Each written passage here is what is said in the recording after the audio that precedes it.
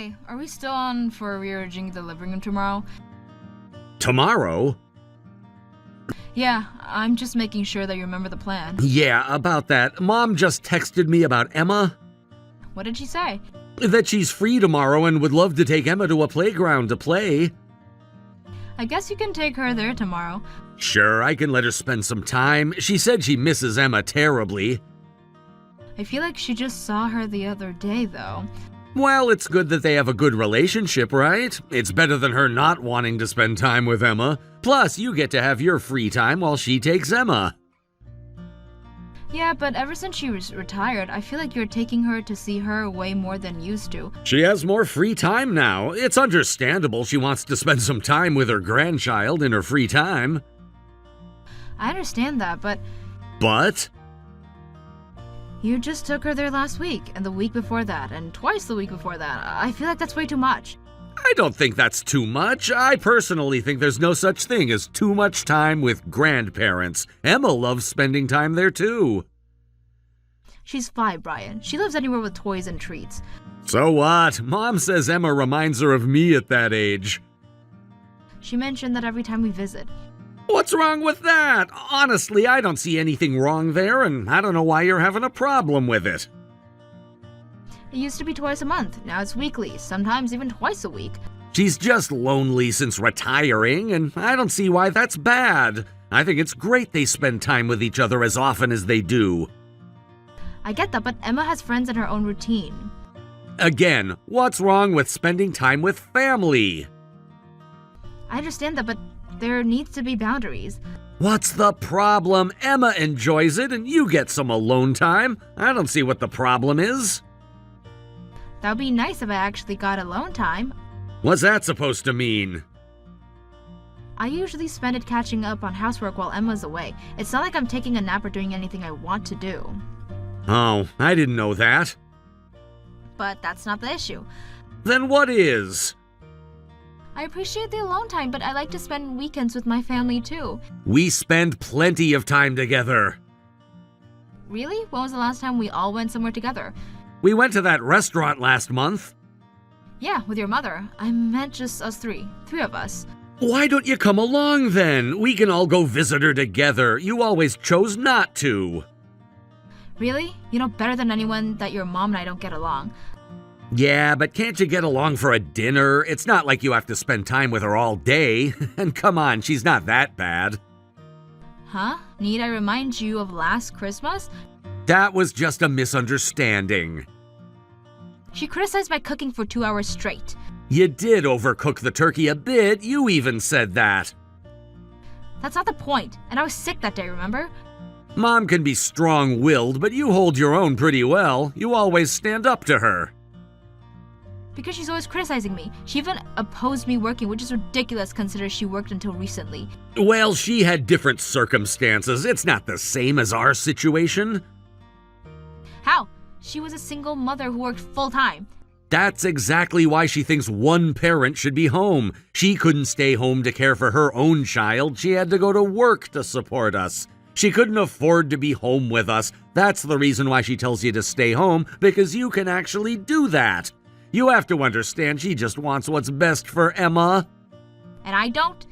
That's not what I meant. You know that. Then what do you mean? If I made more money, you could stay home if you wanted. Are we really having this conversation again? I'm just saying. We've been over this before. I know, but... This isn't about you. Everything gets more expensive, and wages aren't keeping up. Besides, I like working. Emma misses you, though. Did she tell you that? Yeah, she looks sad when you're not home for dinner, and she says she misses you. I always make time for her after work. I make sure to spend time with her as much as I can. Don't make it sound like I'm never alone. But maybe Mom's right about Emma feeling lonely? Oh, don't start with that. I'm just saying. Since when did you become her spokesperson? I'm trying to be objective here. I manage both work and home life just fine, and you've been helping more with Emma lately, which is great. It's just these constant visits to your mom's that are getting too much, or getting in the way of the 3 of us spending time together. She just wants to be involved, that's all. But does she have to be involved every weekend? Why not? It makes her happy. There's involved and there's overwhelming. Cut her some slack. Just keeping Mom happy with Emma visits is easy enough. Even trying to be objective, Emma is special, and I get why Mom's so attached. I know, but I want to spend some quality time with my family too. Next week, let's take her to see my parents instead. Your parents? Yes, my parents. We don't visit them often. True, we only see them monthly since they're both working. They mentioned wanting to see Emma soon. Said they want to see how she's doing in kindergarten. They haven't seen her new backpack yet and would love to see her with it, so we should make time for them next week. That would be helpful. Maybe we could all go out to dinner too. That'd be nice. Emma would love that. I'll check my schedule. Oh, wait, I'm sorry. I've got plans next weekend. Really? What plans? Work stuff. On a weekend? Remember that new hire at work? I'm training them and they still need to buy furniture and appliances. I promised to help them shop. They don't have anything? They at least have a bed, right? They do, but I think they just need some basics. Moving is a lot, so I offered to help. What exactly do they have? I know they already brought a bed and some clothes. They were planning to get everything else after moving here, but they seem overwhelmed about what they need. So I thought I'd drive them around and help them get as much as possible in one day. Look at you being a good mentor. You didn't do this last year. Yeah, it's just a different situation this time. This year's trainee is just so clueless. Plus, I'm in my 30s now. Kinda feels like looking after a kid. The new hires are always kind of adorable that way.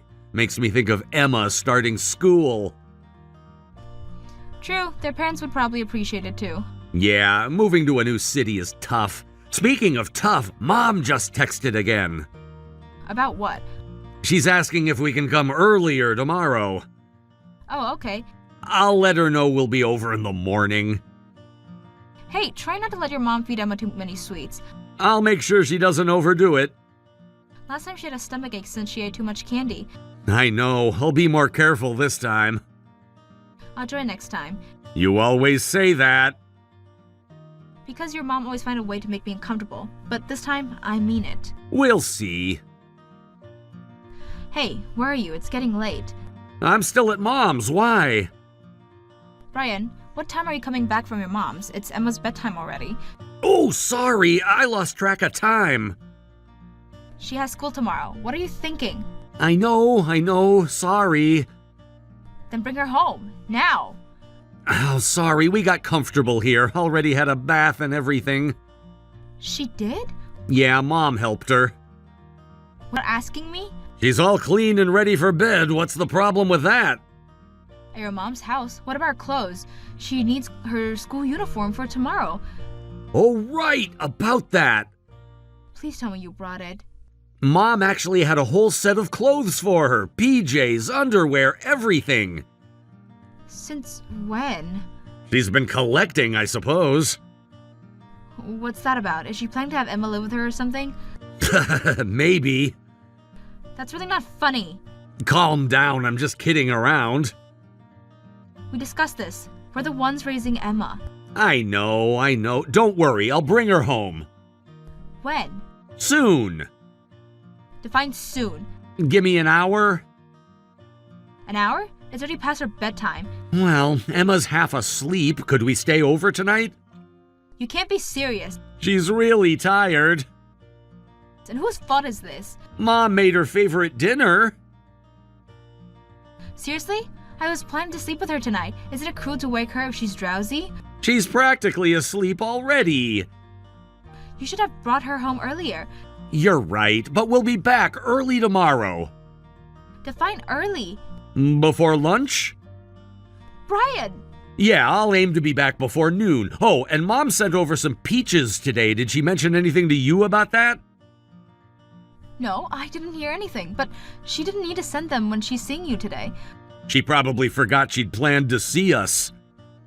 Or she remembered exactly what she was doing. What do you mean? I've told her multiple times I'm allergic to peaches, but she keeps sending them. Oh, well, I'm sure it was an accident. You're overthinking it. Am I, though? Well, I like peaches, and Emma eats them too. I don't think she meant anything by it. Really? Because this is the third time. Third time? She sent peach jelly 6 months ago too. It seems intentional to me. You're being paranoid. 3 times isn't a coincidence. Maybe she just forgets about your allergy. She never forgets anything else about me that she can criticize.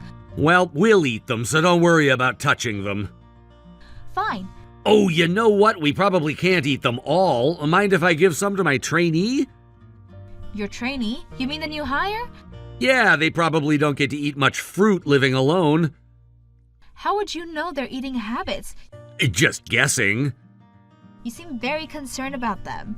They're new to the city, just trying to help. Sure, take as many as you want. Thanks. Well, just relax tonight. I'll get ready for bed. Wait. What? Oh yeah, about that joke from earlier. I remembered something Emma said. What did she say? Something weird, actually. Weird how? She asked me if Mom was going somewhere far away. Asked if she wouldn't be able to see her anymore. Far away? What's she about? I don't get it. Did you ask her why she thought that? She just said never mind, but she seemed down. And you didn't press her? She changed the subject. Since when do you let her change subjects?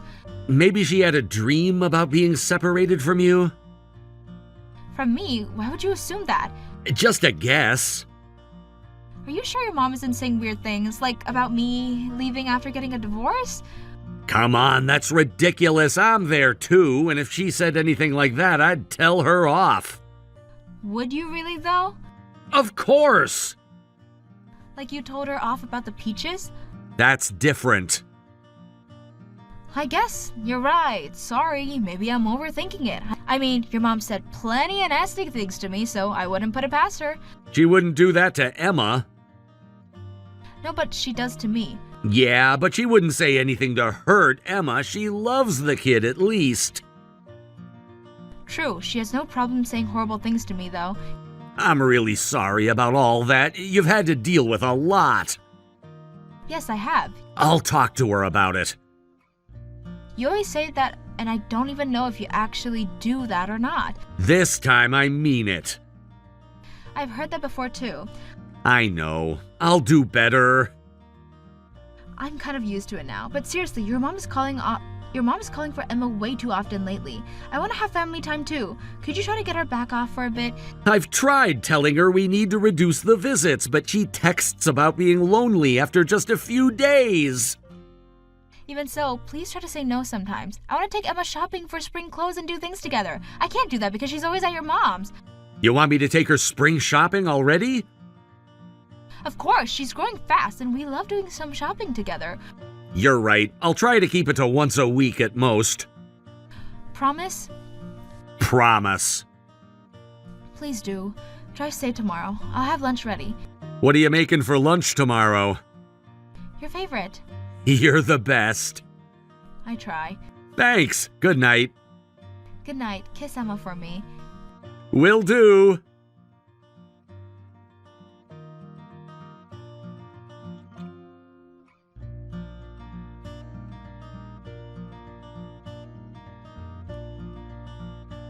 Hello, Ashley. It's been a while.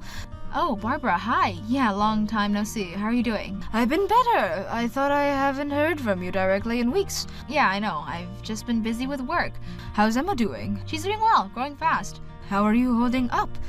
What do you mean? You know, I'm just checking in. I was starting to think you thought I left Ryan or something since you haven't seen me in so long. What makes you say that? Just a feeling. Has something happened? No, nothing specific. We're not planning on separating. I never asked or suggested that. Well, you've been distant lately too. Have I? I just heard from Brian. You asked him to bring Emma over again today? What are you talking about? That's what Brian told me. When did he say this? This morning. Said you were insisting. What? Is it more of your usual harassment? Stop using my granddaughter as a weapon. Frequency? What do you mean? The constant visits. Huh? But I haven't seen Emma in a while. She's coming to the house today? I haven't seen Emma in weeks. No, you told Brian to bring her or you'd come to our house every day. I said no such thing, but Brian said... I haven't even spoken to Brian about visiting in weeks. That can't be right. Why not? Because Brian's been taking Emma to your house. When? But if you haven't been seeing Emma, that's strange. Brian's been taking Emma to your house twice a week. Twice a week? Sometimes more. What? Has he been bringing Emma every time? Yeah, that's what he says. If they're not at your house, where are they going? When did this start? A few months ago. And you're sure about this?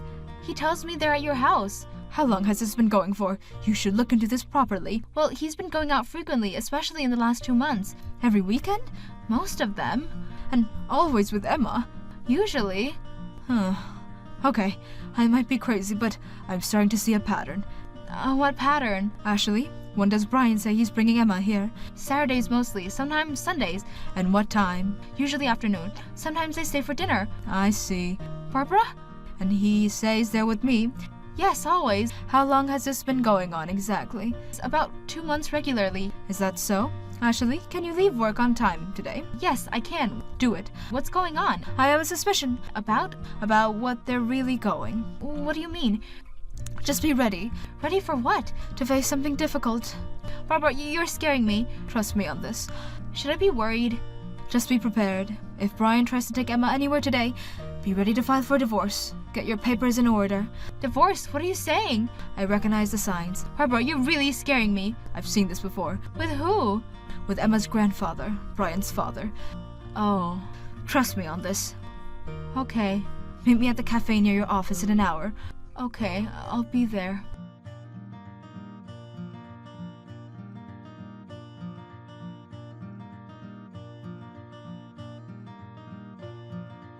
Brian, are you coming here today? I wasn't planning to. Why? Actually texted me and said, I'm going on a business trip. Please take care of Emma if anything comes up. When did she tell you that? This morning. That's interesting. She didn't mention it to me. Well, isn't this interesting? It's rare for you two to communicate so normally. What do you mean? Nothing, just an observation. Oh. So where are you now? Ashley told me you'd be coming to the house with Emma, but I'm waiting and waiting. Oh, yeah, change of plans. Really? Yeah, something came up. What came up? Sorry, Mom, there's a show at the theme park with Emma's favorite cartoon character, so we came here instead. The theme park? Yeah, you know how much Emma loves it. Which theme park? The one across town? Emma was excited about it. Really excited. So you're not coming over? No, sorry, we're planning to stay at a hotel near the theme park tonight. A hotel? It's just easier with Emma's schedule and all. What hotel? The one next to the park. Which one is that? You know the big blue one? What a shabby theme park this must be, Brian. Enough is enough. Mom, what's wrong? You know exactly what's wrong. I don't understand. Stop lying. I'm not lying. This is exactly why I never wanted you to. What are you talking about? Mom, please, I don't understand. Having an affair while taking your child along. Your father did the same thing. Tried to raise you with his mistress. What? No! Isn't it? Mom, I don't understand what you're saying. Don't lie to me, son. I can explain. Then explain, now. It's complicated. Try me. Wait, Mom. I'm waiting. I actually have someone I really care about. Stop talking. She's different, Mom. Different how? I want to remarry her. She's not strong-willed like Ashley. She's really sweet. I know you'll like her. You need to tell your mother the truth. Ashley? Brian, you've got some nerve. You thought your mom would approve of your affair just because she doesn't like me? Ashley, you're here? Been here this whole time. This isn't what it looks like. Really? What is it then? Your mother went out for a smoke. She's too angry right now. As you can probably tell, we already knew about your affair.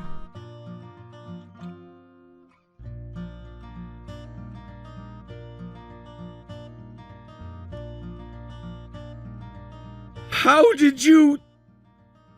I guess you just think I suddenly mentioned a business trip to trap you? I can explain everything.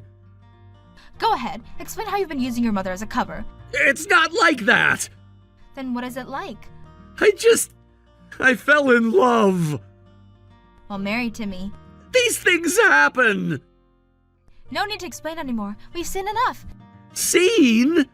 Everything. What do you mean? Talk to me! No, as you wish. I'm filing for a divorce. Divorce? You heard me. You'll divorce me?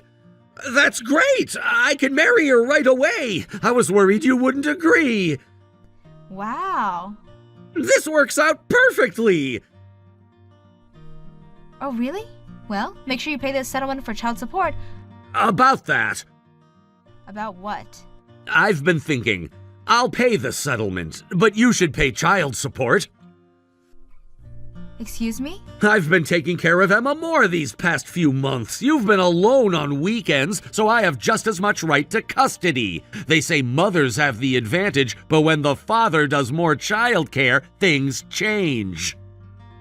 Are you serious right now? I can prove I've been the primary caregiver. By using our daughter as cover for your affair?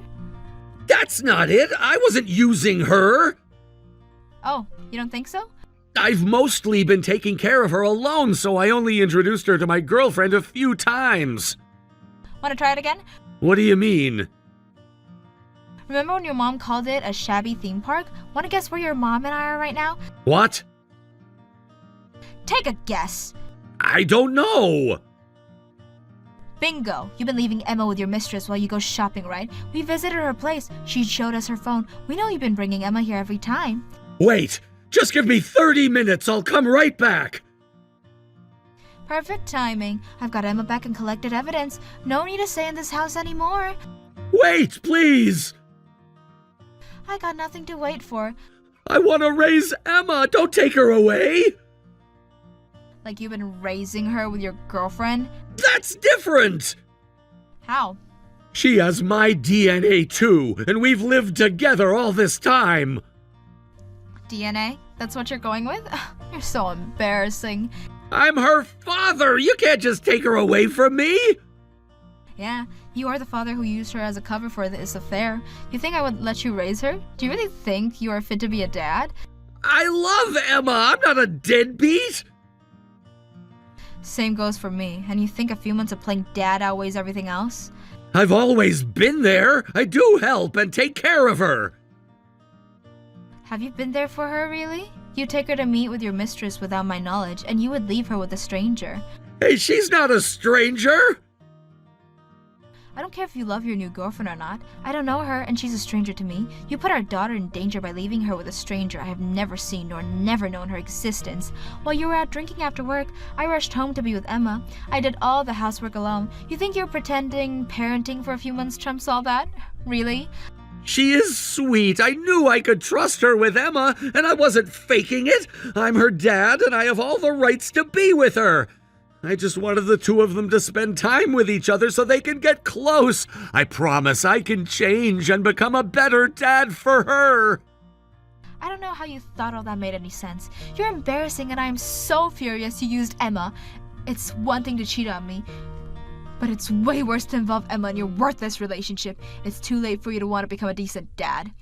Ashley, wait, let's talk, please. I'm sorry I didn't come talk to you first, but it just happened. I didn't know how to bring it up. We can talk now and figure out what's best for Emma. We're done talking. I'm done talking to you. Single motherhood is tough. I'll let you see her whenever you want. Just give me custody. Let me see her? Yeah, I'm not gonna cut off ties with you. You can see Emma on weekends or something.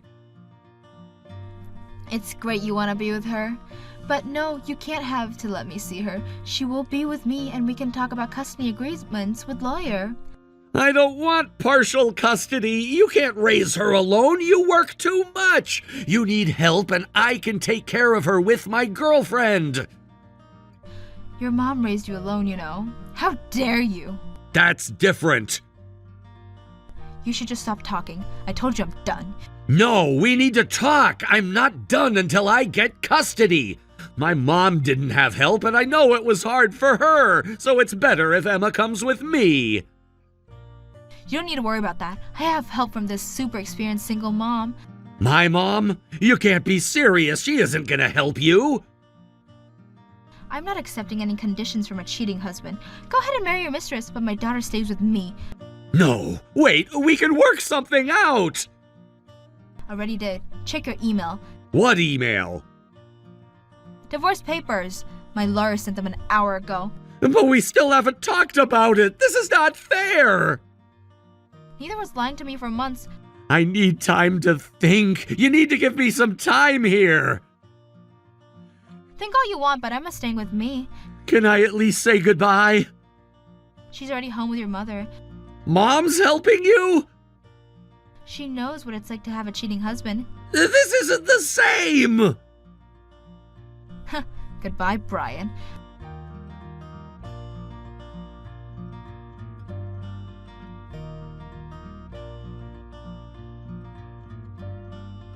After that, I quickly divorced Brian and got a substantial settlement for his infidelity. His girlfriend didn't get to be Emma's stepmom, and the relationship fell apart within 6 months of our divorce, with their savings were drained by the settlement payment. Brian apparently regrets the affair deeply now and sends apologetic texts daily, which I ignore.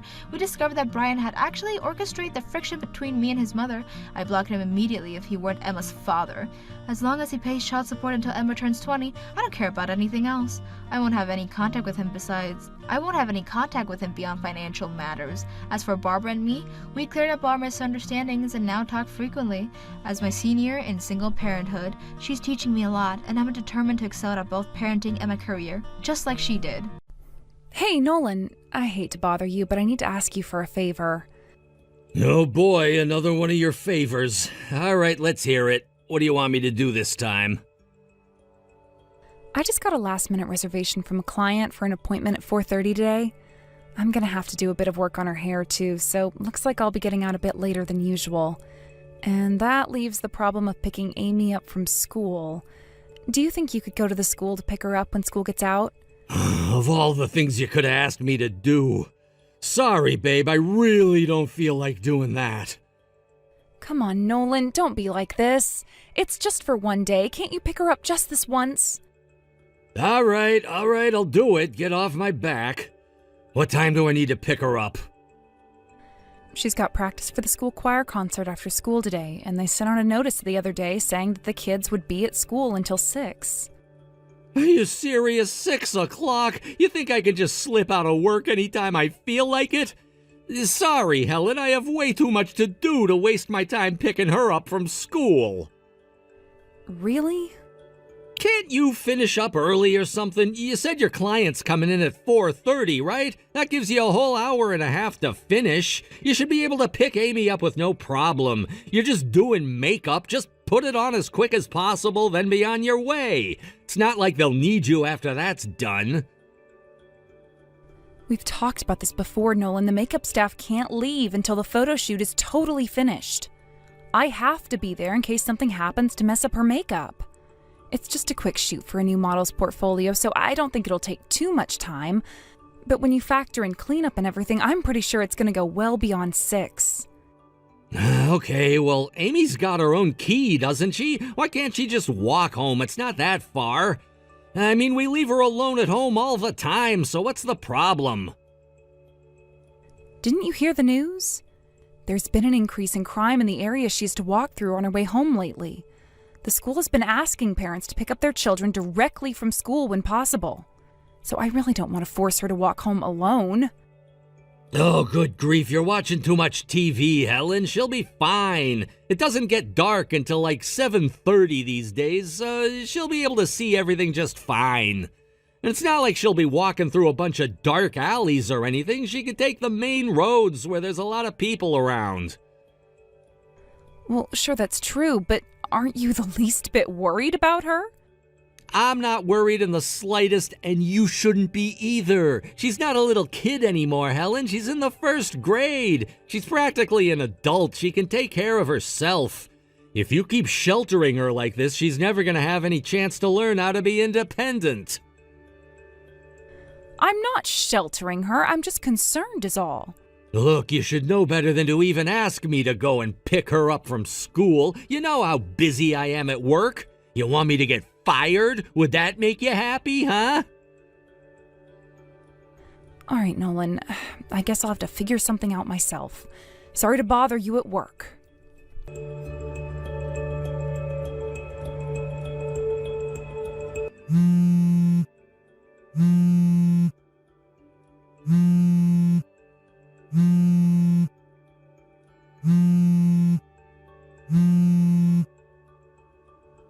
What? What do you want? Good grief, what's your problem? I thought I made it clear that you're not to call me at work ever. I'm way too busy to deal with whatever stupid garbage you want to bother me with right now. So whatever the problem is, figure it out yourself. At work? Are you working from home? You never told me anything about that. Now hurry up and unlock the front door right now. I know you're in there. I can hear you talking. Open the door, Nolan! Wait. You're at the house right now? Yes! Why do you think I've been trying to call you all this time? Oh, didn't you have work today? Yes, but I came home early, hence why I want you to open the door. But why? Because I got a call from Amy's school, which is something I wanted to tell you on the phone, but you wouldn't answer me.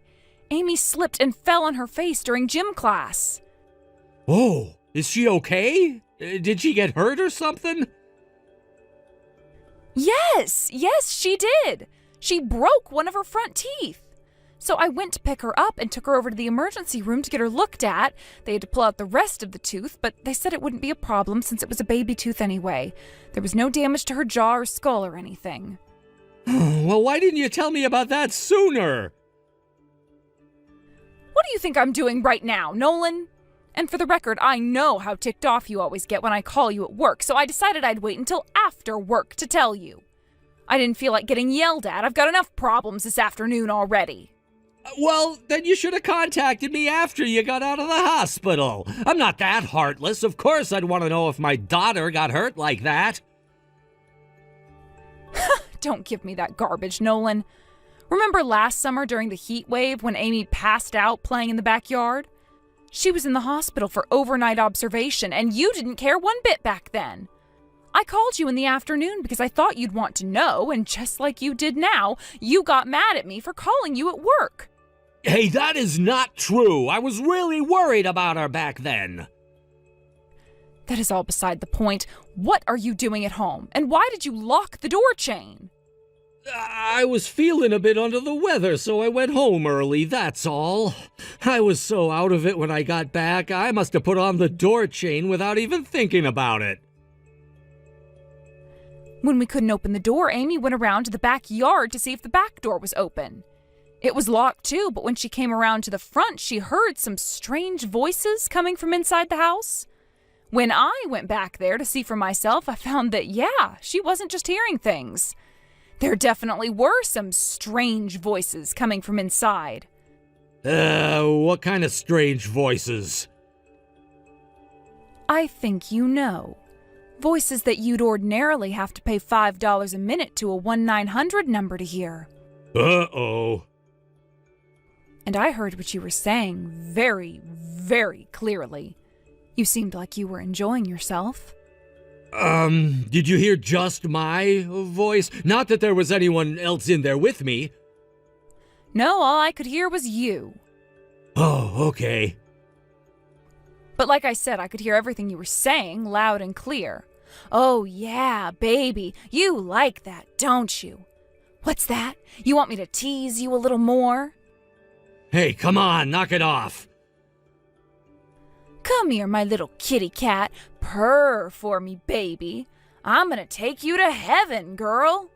It was secondhand embarrassing to hear you talk like that, seriously. Okay, I get it. You don't need to say anymore. My little kitty cat? What kind of woman would actually enjoy being with someone who uses such cheesy lines like that on her? And not to mention, I can't believe you actually brought her into our house, into our bed. What is wrong with you? Get a room, literally. Did Amy hear everything too? All of it. Every last word. Fortunately, she seemed pretty confused, so I think she's still too young to understand what was really going on. She asked me, "Mommy, did Daddy buy us a cat for a pet? I don't want a cat, I want a doggy." What am I supposed to tell her, Nolan? Would you like to explain it to her, or should I? We don't need to explain anything to her. In any case, I think it's safe to say I don't need you to tell me what you were doing in our bedroom just now. Now hurry up and open the door. We have a lot to talk about. But I don't get it. I made sure to lock the doors. How did you guys hear me from outside? You left the back bathroom window open a crack. We could hear everything from there. Oh, crap. I forgot to close that. Even still, you must have been having a lot of fun to be that loud. Tell your friend that she should try and keep her voice down a little bit more. You're gonna bother the neighbors. My friend? What would you prefer I call her, Nolan? Would you prefer mistress? Oh, how about home-wrecking slut? Skank? I'm actually rather partial to bitch, actually. Hey, you can't talk about her like that. Well, I don't know her name yet, so how about we start there, Nolan? I want her full name, right now. I'm going to figure it out eventually, so there's no point in you hiding it from me. Spit it out. Hey, what's going on with you today? Why are you being so assertive? You've never stood up to me like this about anything before. Oh, I am so terribly, terribly sorry to offend you, Nolan. You'll have to forgive me for being a teensy-weensy bit angry to find out you've been cheating on me. It brought out a side of me that I thought I'd left behind. Huh? Let's just say when I was in school, I went through a bit of a rough phase. I was young and foolish, you know how that goes. Rough? What do you mean rough? There was a group of girls in my hometown that would go around and get into mischief. And you were in that gang? Actually, I was the leader. But I put all that behind me once I graduated high school. Or at least I thought I did. How come you never told me about any of that before?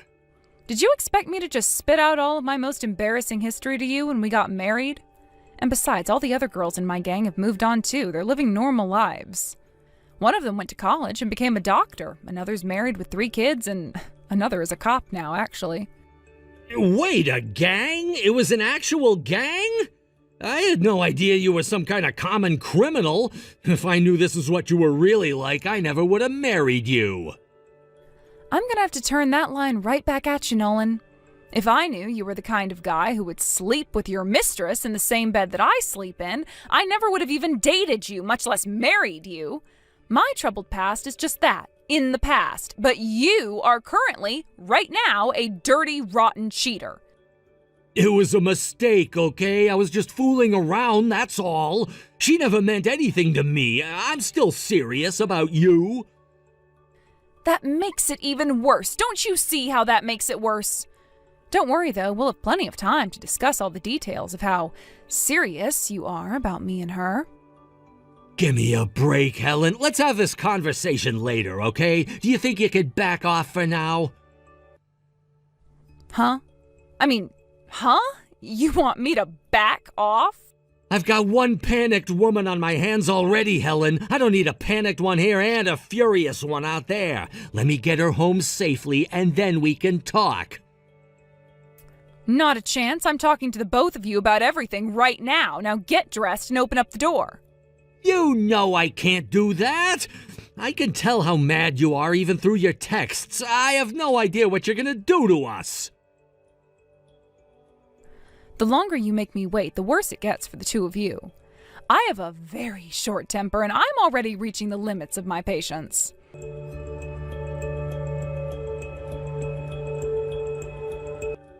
Helen, seriously, knock it off. Stop shouting like that. Don't you see all the neighbors are coming out of their houses to see what's going on? If you want me to stop, then get over here and open the door. Give it up, Nolan. You're not getting away from me. I have every intention to keep this up for as long as it takes for you to do as I say. This is insane. You've gone insane. Please, Helen, stop with the shouting. Aren't you embarrassed? After how much I've already been humiliated by you, going a little crazy in public is nothing to me. I will get you to open this door one way or another. And since you won't answer your phone, the only choice I have is to give you a piece of my mind from right here on the front porch. But think about the impact this is going to have on poor Amy. Are you really going to hash out all our problems like this in front of our daughter? I'm not a sociopath like you, Nolan. I've already taken care of Amy. I took her over to one of the neighbors' houses to have them look after her. I gave her some headphones and a tablet, so I bet right now she is fully engrossed in whatever video is going viral on YouTube right now. So you're not going to use her as an excuse either. Open up the door, Nolan. But all the neighbors are watching. If I come out right now, then everyone's gonna see me. You might be fine with humiliating yourself in public, but I have an image to preserve. Nah, I wouldn't worry about your reputation anymore either. I already talked to the neighbors. They heard me shouting and came up to me to ask if I was okay. So I took the liberty of explaining the situation to them. My adulterous husband is currently holed up in our house with his mistress and refusing to come out. This is the most interesting thing that's happened in this neighborhood in years. This is our business. You don't need to go and get the entire block involved. You're not just embarrassing yourself, you're embarrassing me too. Oh, I'm the one who's embarrassing you? You brought your mistress into our house in broad daylight, and we're having so much fun together that we could hear it from outside. I'll bet the neighbors noticed what you were doing well before I did. Those stinking vultures gathering around our house like it's a dying animal or something. They're all waiting for you and your mistress to come outside just like I am. Why is this happening to us? This isn't fair. We don't deserve this kind of humiliation. No, Nolan, I'd definitely say you do. Don't pretend like we're the bad guys here. But you are the bad guys. What? You're the ones having an affair. Yeah, that may be true, but we're not the only ones at fault. What are you talking about? How is your affair anyone's fault but your own? Did you ever stop to think about why I started cheating on you? You've practically forgotten the fact that you're a woman. You've completely let yourself go. You never put on makeup. You never dress up for me. Nothing. Our love life is about as lively as the Sahara Desert. You can't blame me for being interested in other women when you haven't done anything to keep me interested in you. Get it? This is your fault, too. Nolan, how badly do you want me to beat you right now? I wish I'd never married you. There are billions of women on this planet, and I had to pick you. I knew I should have held out for longer before marrying you. You were the one who proposed to me, remember? Oh yeah, I remember. That was the worst mistake of my life. And it didn't take me very long after we got married to realize that. It's just that once you got pregnant, I figured I was past the point of no return. Huh? So that's how you felt about me? That's interesting. So to you, Amy and I were only getting in your way, huh? Seriously, what are you getting so upset about? So I cheated on you a little bit, so what? That's not such a big deal. I'm a man. I have needs. You should respect that. Uh-huh, I see. Well then, I see now that I'm going to have to resort to more drastic measures. I hope you're prepared for what comes next.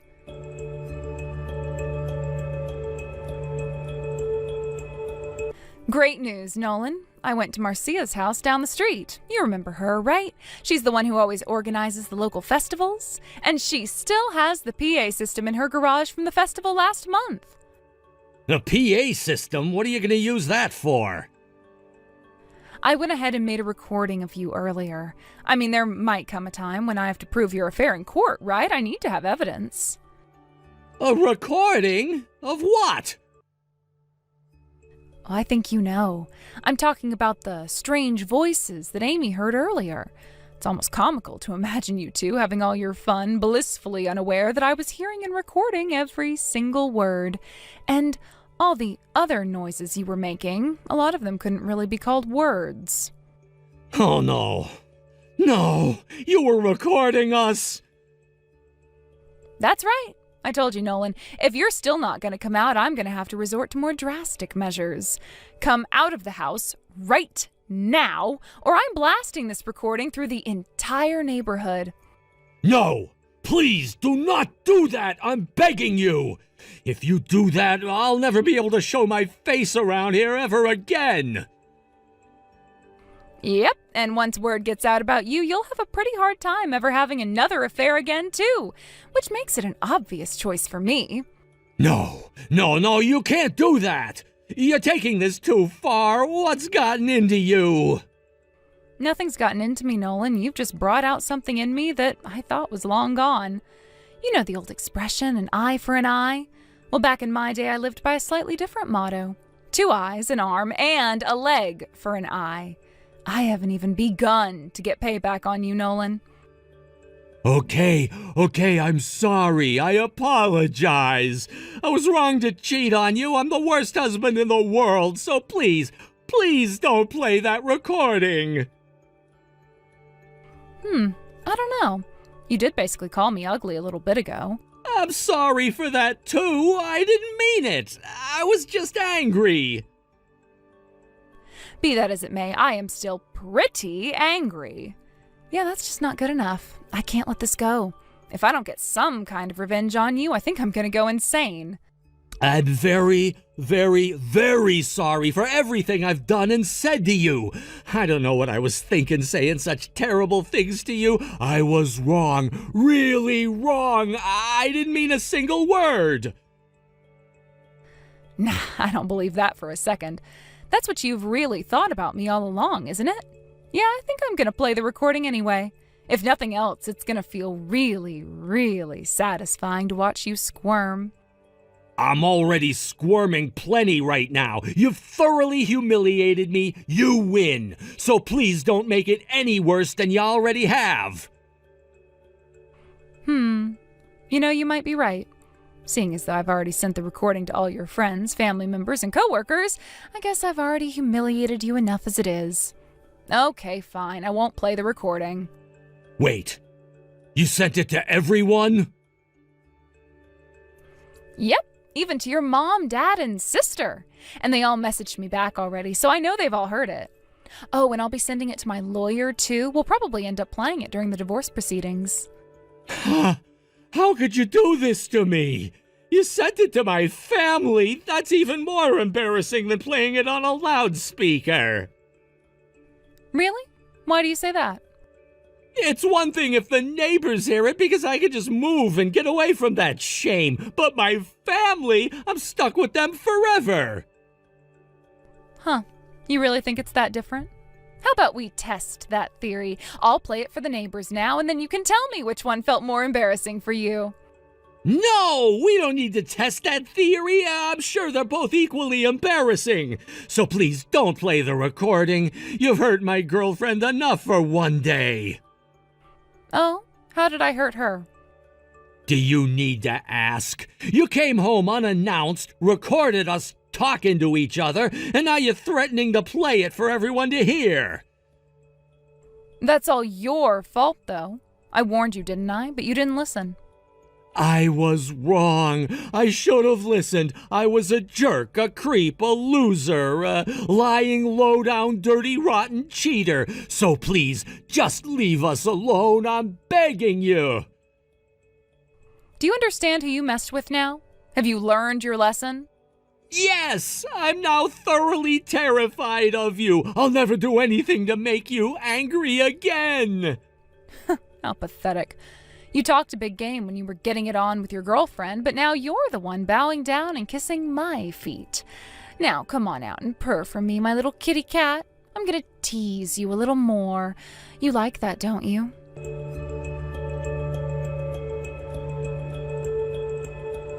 It took a while after that for my husband and his mistress to finally come out of the house.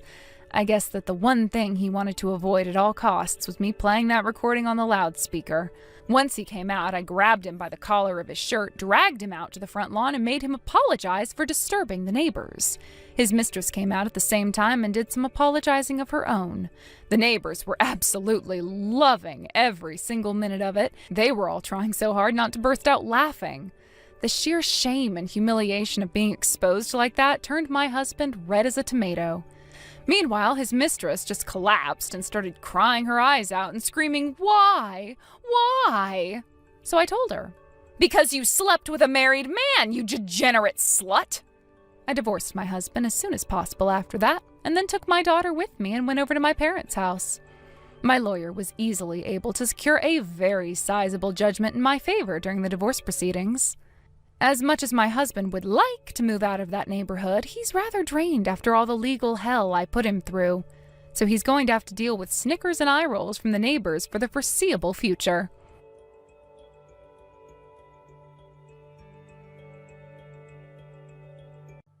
Hello there, Lori.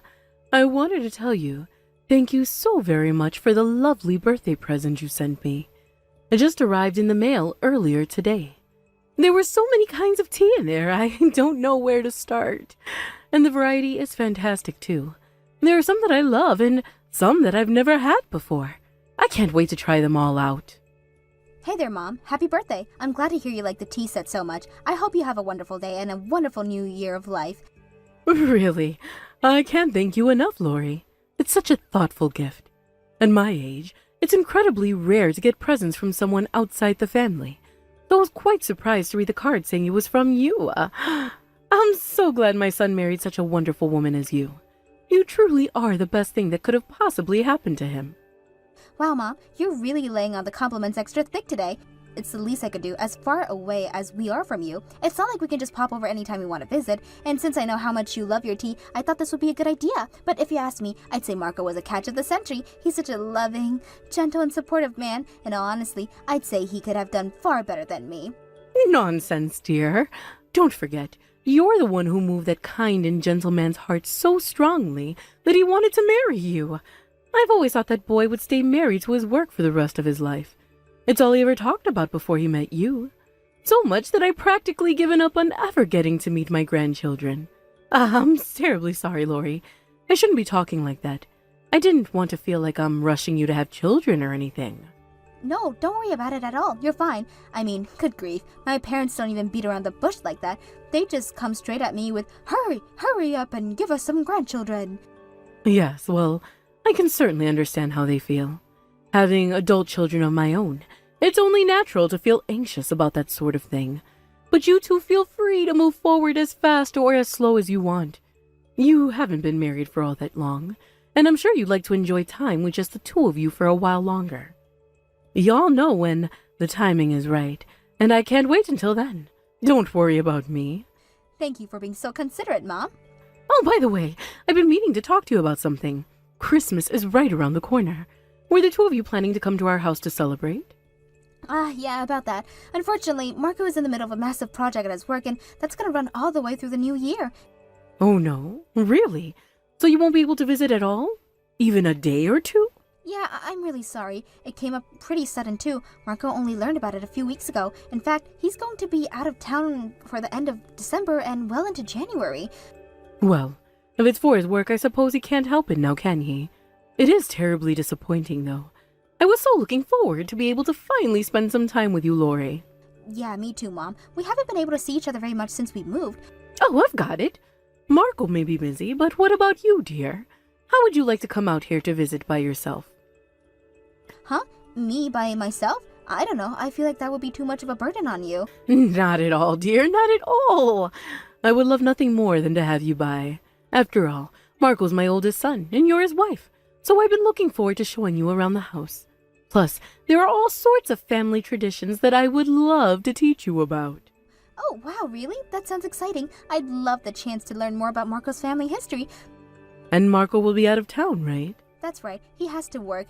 Well then, I don't see any reason why you can't come over. You don't want to spend Christmas all by your lonesome, do you? I'll make you all of my favorite Christmas dishes, Lori. You know how good my pumpkin pie is. Yeah, your pumpkin pie is absolutely heavenly, but the thing is, I'm not really very good at driving in the snow. I could always catch a flight out there, but it's a bit of a jaunt from the nearest airport to your house. Oh, don't be silly, Lori. We would be happy to come over to the airport to pick you up. We wouldn't mind at all. There aren't any buses or taxis running out here in the country anyway. So what do you say, dear? Won't you grace us with your presence this Christmas? Well, I guess if you insist, sure, I would love to come out and see you. I've been wanting to see you and Dad for a long time now. That's wonderful to hear. I'm so happy. It'll be an opportunity to finally introduce you to all the family members out here who couldn't make it to the wedding. Oh, that would be awesome. I'd love to meet them all.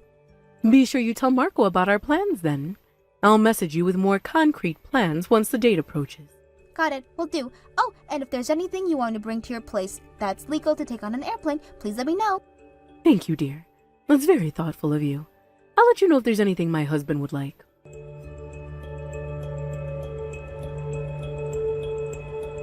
Mom, I'm here. My plane touched down around 20 minutes ago. I just picked up my bags and got out of the lobby. I looked around outside, but I don't see your car anywhere. Are you still on the way? Did you get held up in traffic? I'm terribly sorry, Lori. I'm rather tied up at the moment, I'm afraid. I hate to ask you to do this, but would you mind walking the rest of the way to our house?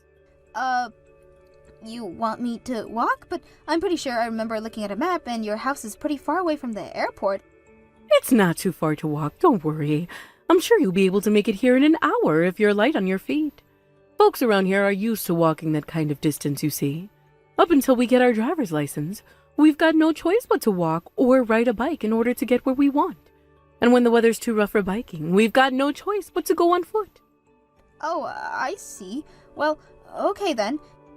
Come to think of it, you brought a suitcase with you, didn't you? Yes, I did. Not a very big one, though. Just big enough to hold a few change of clothes and all the souvenirs I brought for you. Then you might have a little bit of trouble rolling it down the dirt road in front of our house. But if it's as small as you say, you shouldn't have any problems carrying it the rest of the way. Ah, right, yeah. That's always an option, I guess. If you don't mind me asking, you said the family was all going to be there today, right? I don't suppose any of your relatives are free at the moment, are they? Well, you could say they're free, but they've all been drinking like fishes since morning. I'd imagine you'd like to make it here in one piece, right? Yeah, ideally. Well, then you better get moving. And, well, if I may add, I'd refrain from making such frankly brazen requests in the future, dear. I had no idea you would be so imposing. I mean, expecting a family member to go all the way over to the airport just to pick you up.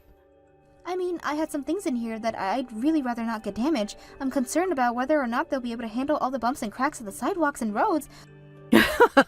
You'll have to come up with a better excuse than that, Lori. What's the matter? You've got 2 legs that aren't broken, don't you? Or maybe a city girl like you doesn't like walking? I was expecting you to come and pick me up is the thing. But if you say that I need to walk, that's fine. I'm used to walking around the city since traffic is always such a nightmare. Just know that it'll probably take me a bit more time to get there than you planned me for. Well, I suppose I have no choice but to bend a little bit with the schedule since we can't pick you up anymore. But put a move on it, you hear me? There are a lot of things that I'm gonna need you to do for me once you're here. Okay. I'll walk as fast as I can then. Did you bring an apron with you? No? Oh, for crying out loud. You're kidding. You married the youngest son of this family, Lori. You need to get your act together. How could you even think about going to your in-laws' home without even bringing along the bare necessities?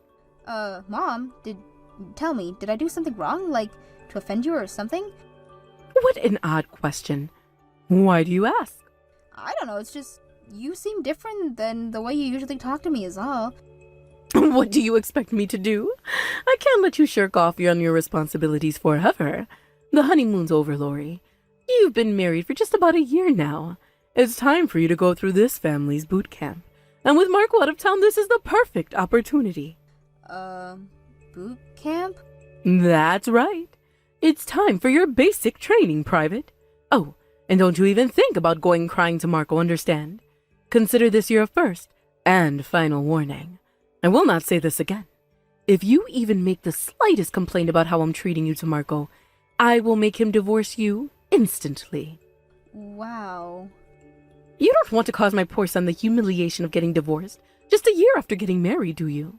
Then you better do as I say, when I say.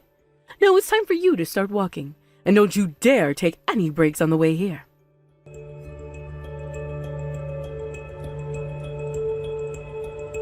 Did you finish shoveling the driveway yet?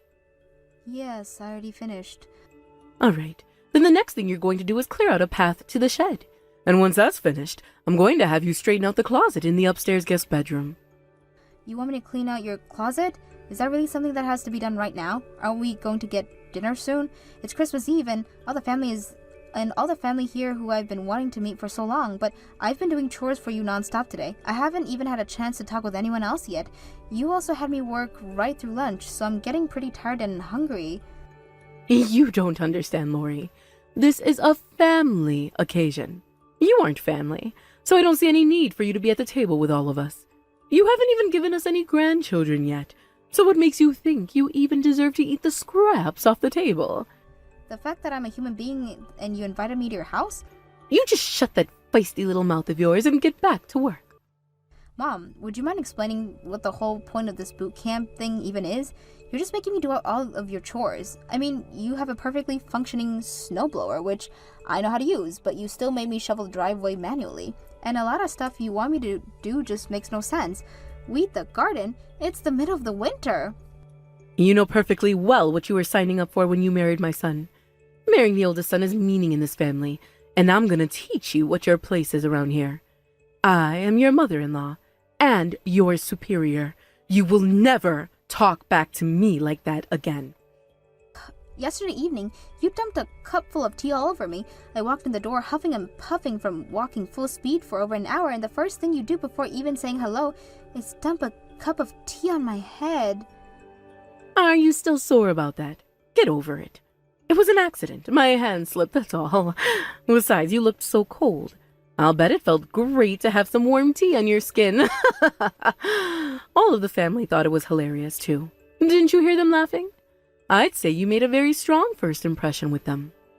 You slipped, eh? I was pretty sure you did it on purpose. I don't want to believe it at first, but the way you treated me since then made me even more convinced.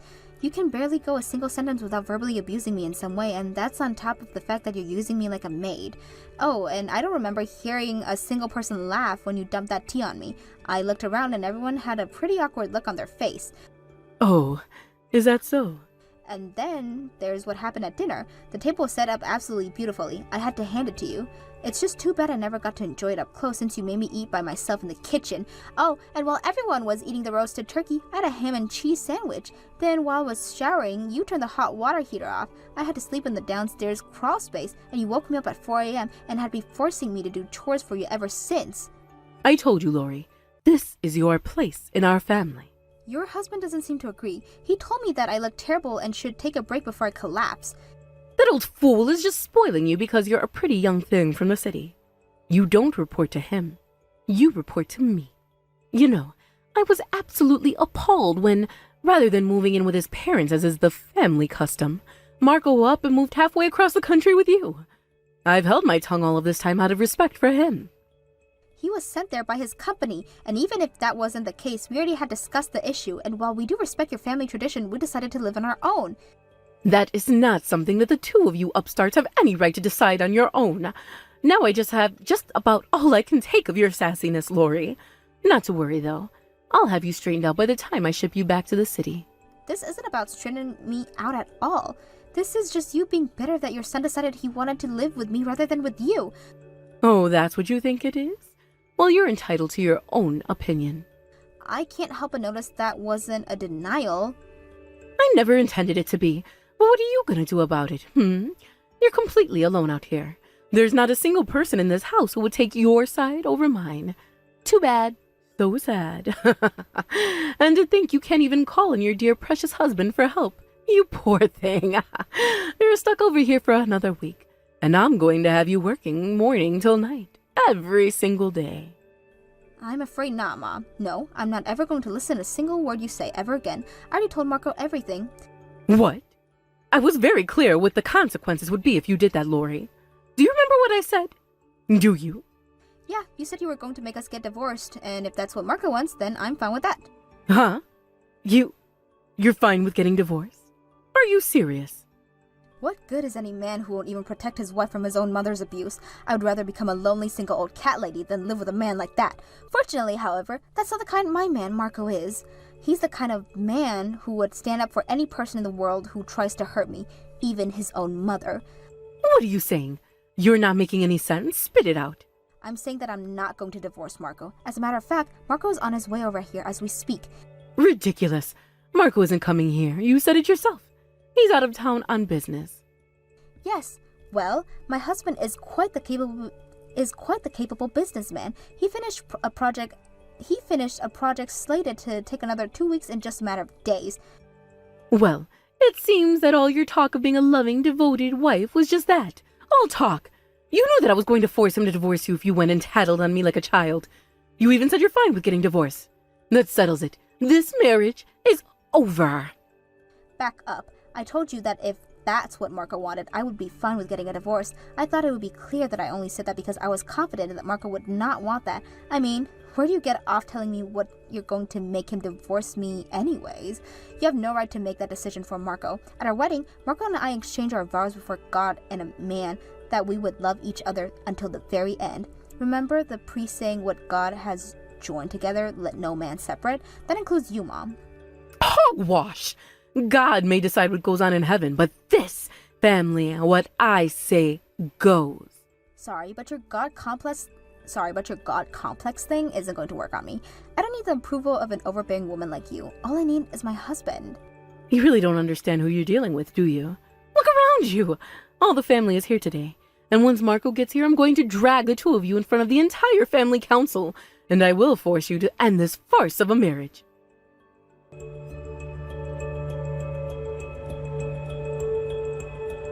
Hello there, Lori. Listen, about yesterday. I want to let you know that I am very incredibly, truly, deeply sorry. I see now what an absolute fool I've been. I want a chance to properly apologize to you. So, please, dear, could you answer the phone? No, I don't want anything to do with you of a monster of a woman like you ever again. I'll be blocking your phone number from my end in short order, so don't waste your time trying to call me from now on. I won't even know you called, much less respond to you. Wait, please, I'm begging you. You don't have to answer the phone, fine. But please, just talk to me by text. I desperately want to apologize to you. You're free to apologize to me if you like. Not that it's going to do you any good, though. I understand. Then make it quick. I've got better things to do than talk to you. Lori, I am deeply sorry for the horrible way I treated you over Christmas. I just suddenly felt this urge of anger deep inside me, like you were a thief who came and stole my son away from me. I suppose I got carried away a bit. A bit? A bit? You dumped hot tea on my head, forced me to eat scraps alone in the kitchen while you had a turkey dinner, and made me do all the chores for you. That's your idea of a bit? All right, I get it. You're right. I got very carried away. I completely lost myself. I was the worst mother-in-law in the world to you. After the tongue-lashing Marco gave me yesterday evening, it was like the scales fell from my eyes. I realized what a total idiot I had been. But, just for the record, when I first got married to my husband, his mother did the exact same things to me that I did to you. Oh, I see. You think that because your mother-in-law was an awful, overbearing psychopath to you, that gives you the right to be an awful, overbearing psychopath to me? No, that's not what I'm trying to say at all. But it is the truth, isn't it? And another thing, I heard everything your husband said to you last night too, so I know that you're making all that stuff up about your mother-in-law right now. I am not. His mother was terrible to me. He just never realized it. Both he and my husband was very strict in saying that she was a practical saint who was kind to everyone around her. As a matter of fact, from what they say, she was always the one doing all the cooking and cleaning while you laid around doing nothing. Sure, she was sweet and kind when everyone else was around. But when it was just the two of us, she showed her true face. Uh-huh. Well, whatever. If what you say is true and your mother-in-law was terrible to you, then I am very sorry to hear that. However, once again, that doesn't give you the right to do the exact same thing to me. I know that now, dear. All the rest of the family told me that we're not living in the old times anymore. It's time our family's traditions were updated. I don't think it has anything to do with traditions or time periods. I'll have you know, my mother wasn't treated well by her mother-in-law either, but that didn't make her want to do the same thing to her own daughter-in-law. It just made her more determined to not be the kind of mother-in-law. Wow, that's such an incredible thing your mother did. Incredible? I wouldn't call it that. I'd call it common human decency. Well, I'd say another part of it is the region we live in. You know, all the people around here are a bunch of old-fashioned hicks. I just got swept up in their culture. I'm sorry, wasn't this supposed to be an apology? All I've heard about you so far were excuses. If this is all you got to say to me, then I don't see the point in keeping this conversation going. I'm sorry. I didn't mean to make excuses. I truly do see the error of my ways. I will never, ever do anything so cruel or hurtful to you ever again. I'm sure you won't. After all, you're never going to see my face again after today, so you won't even have the opportunity. Lori, no. Don't say that. And, there was one more thing I wanted to talk to you about. Marco said he's going to stop sending us money every month. Oh yeah, that. You can't blame him, considering how you treated me. Plus, I don't know why you say us because your husband said that you were the only one who ever used that money. According to him, you guys don't even need it. I do need it, though. If I wasn't getting that money, I don't know what I'd do. Yeah, you might even have to stop wasting all your husband's money on stupid junk. The only reason you even asked for all that money in the first place was because you were eating through all your savings. Your husband was saying you buy a brand new dress just about every week. But we live in the middle of nowhere. What else am I supposed to do with my time but shop online? And there it is. Just like I thought, you really only concern about yourself. The only reason you're apologizing right now is because you want your son's money to financially support your spending habits. That's not it at all. I'm very sorry, really. I mean it from the bottom of my heart. Your heart is like a bottomless pit, so that doesn't really match. It took me losing everything to realize how important you were to me. Can't we let bygones be bygones? I miss all the fun conversations we used to have. I know that the woman my darling son chose for his wife must have it in her heart to forgive an old woman's foolishness, right? Wow, Mom, you really are something else. You say and do some of the most hateful things possible to me, and now you want to go back to normal? Pretend like nothing ever happened? Not a chance. You can't undo what you've done or unsay what you've said. I told you, I didn't mean any of that. I did it all out of jealousy. You lured me into your house with phony kindness, then dumped a cup of tea on my head the moment I got there. You're going to need to do way better if this is what you want me to do to forgive you. Tell me, what do I need to do? Anything you want me to do, I'll do it. I want to turn over a new leaf.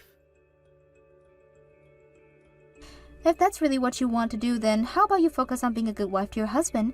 You know what else he said to me last night? He said that ever since they started doing all the cleaning, the house is cleaner than it has ever been. Sounds like you're the one who needs a boot camp.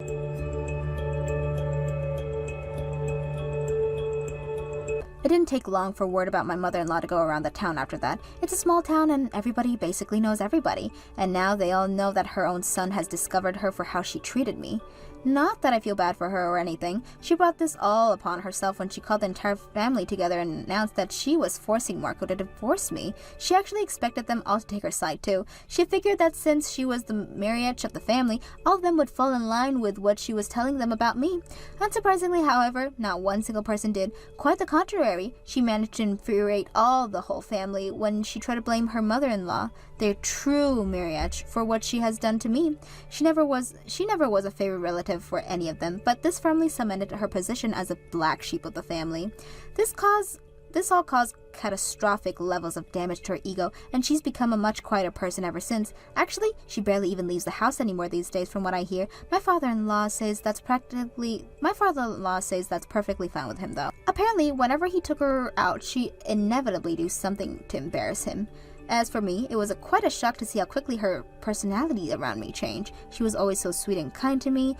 It was bizarre to see her self-immobilized like that. I blocked her phone number, as I promised, and we started going to my parents' house for Christmas every year instead, so I don't ever speak to her ever again.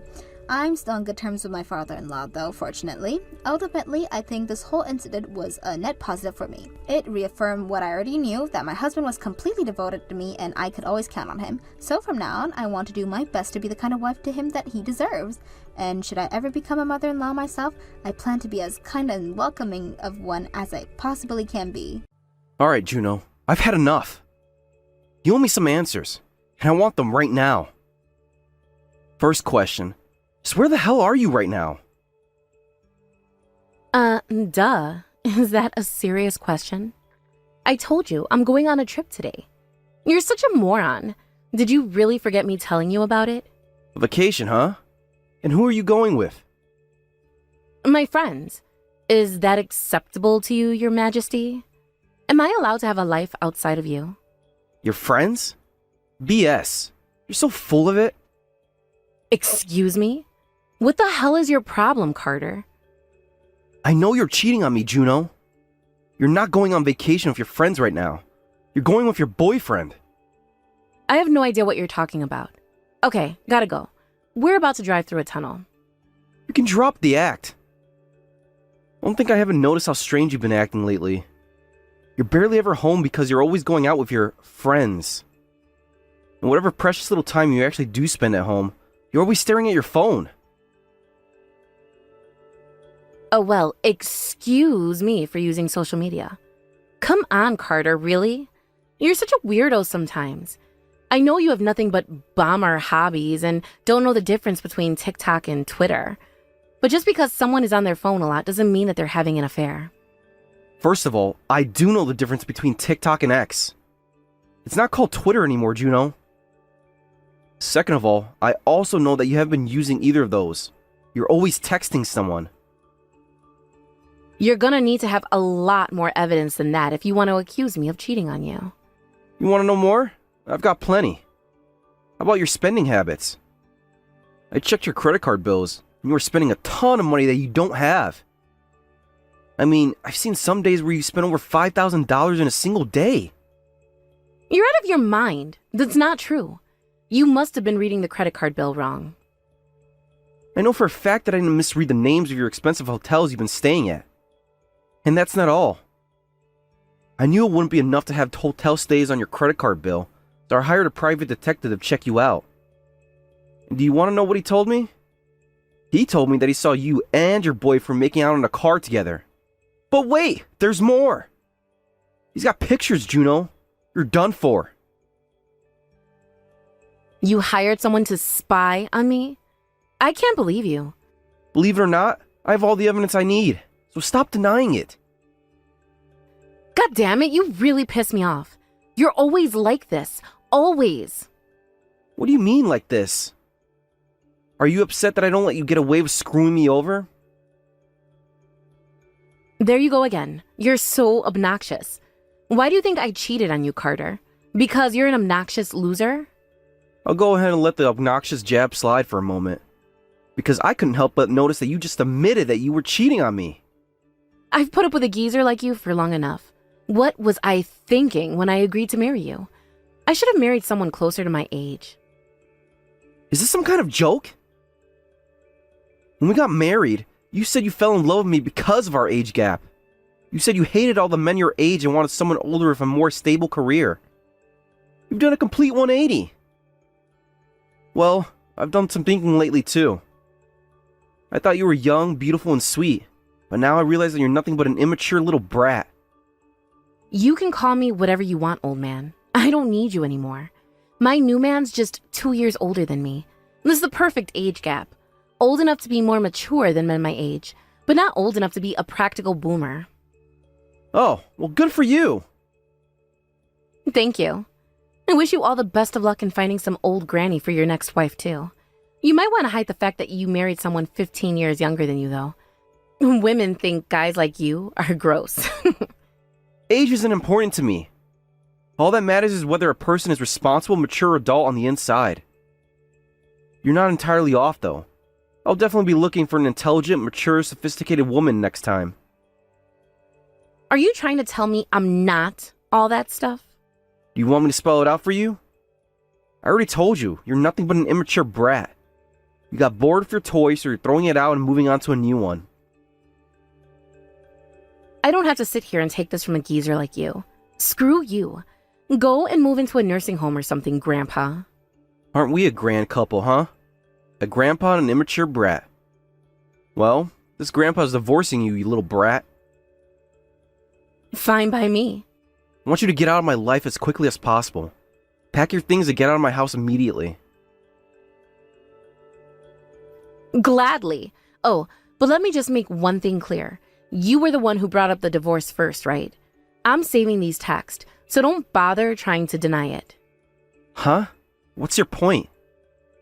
Whatever. I'm not playing your stupid games. I've reached the end of my rope with you. I can put up with a lot, but this sort of betrayal is something I never will forgive. I already got all the divorce papers sorted out. Sign them as soon as you get back. I can't wait. You think I want to keep living with a walking corpse like you? I have half a mind to call off my vacation right now just so I can get rid of you.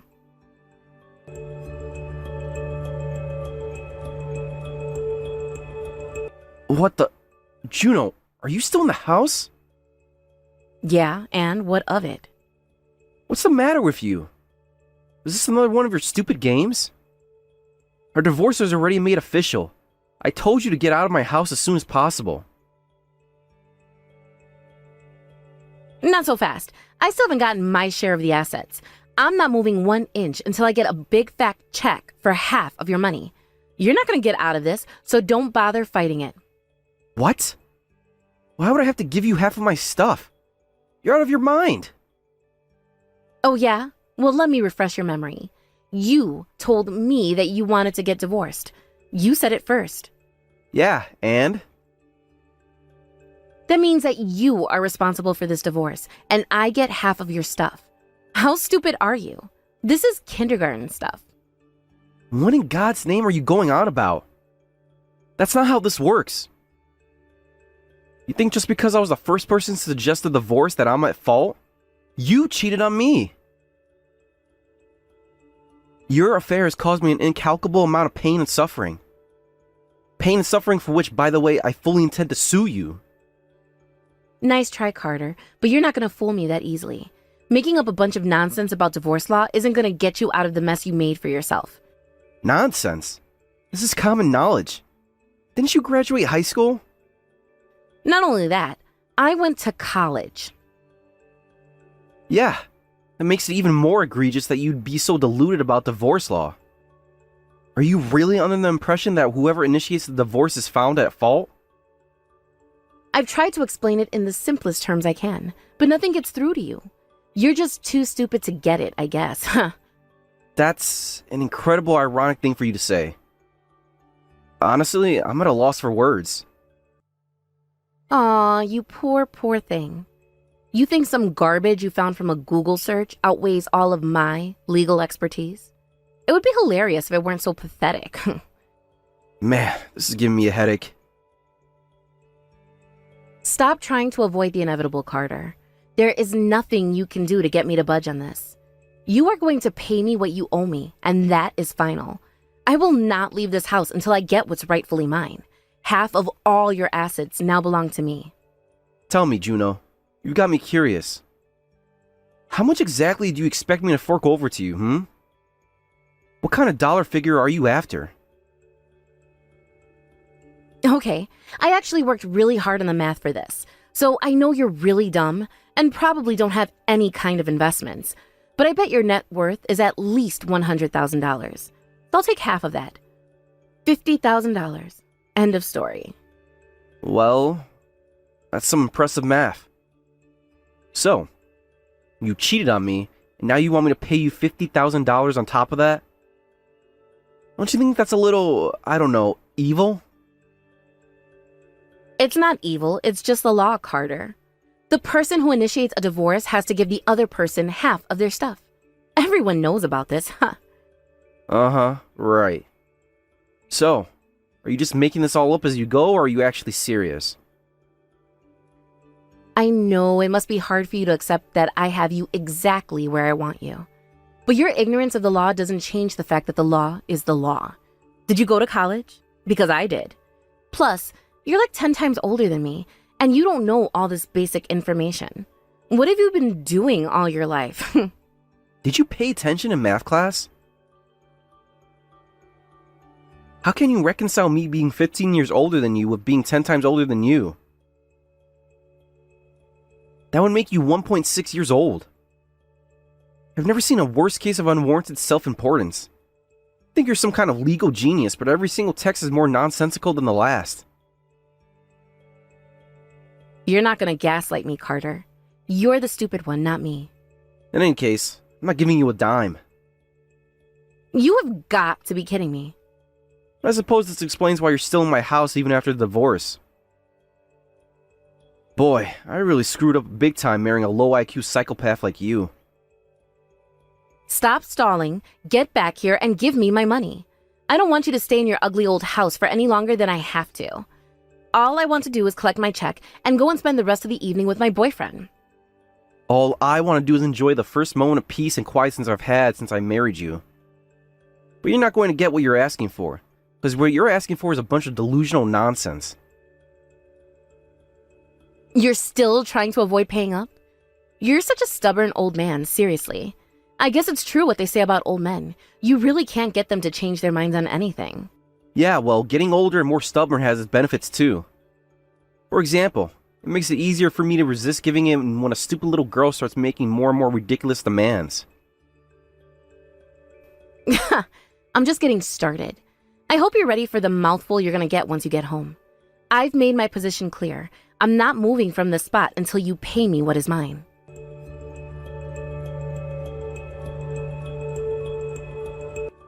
You coward! You never came home last night. Where did you run off to? I got a room in a motel in town. I've driven by that place my whole life, but I never stayed there. It's actually kind of nice. I'm glad you enjoyed yourself. Now get over here. Why would I do that? You're still there, aren't you? I'd rather just sit here eating the free cereal and waffles they have here in the cafeteria. You know I'm right. And it's killing you. You're too embarrassed to face me now. Well, there is some embarrassment in there, but it's all secondhand. I'm really close to breaking my spine with the cringe I get reading your post. Hearing it in person might kill me. Stop running away and give me my money. I am fully prepared to stay in this house as long as it takes for you to do what I say. You really are a pain, you know that? I've had enough. Get out of my house now. You're trespassing. How can I be trespassing on a house that's half mine? If you don't get out now, I'm going to call your parents on you. I'll have them spare me the trouble of having to drag you out there by myself. Is that what you want to do to your parents? Force them to put a stop to your temper tantrum? Don't you dare go and get them involved. This doesn't concern them. This would all go away if you just gave me half your stuff like I'm telling you. How many times do I have to tell you? I don't owe you 1 cent. Quite the contrary, I hope you're prepared to write me a massive check yourself. This is insane. After all this time, you're still not going to admit defeat? You are the dumbest, stubbornest man I have ever met. Stubbornness isn't a word. And would you just take 1 freaking second to listen to what I'm telling you? You are completely wrong about the law. Stop mansplaining the law to me, Carter. Thank you for confirming that mansplaining just means a man being right and a woman not liking it.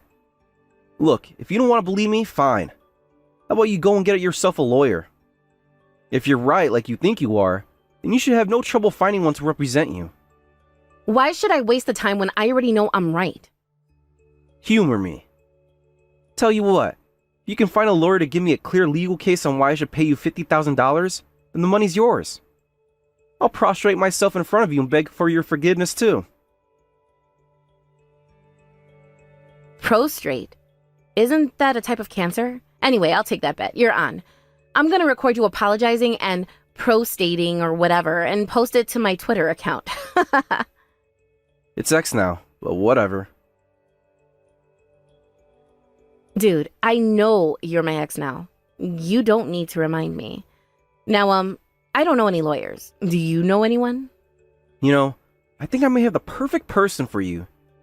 You're always watching YouTube, aren't you? Well, I know a lawyer who also does YouTube videos.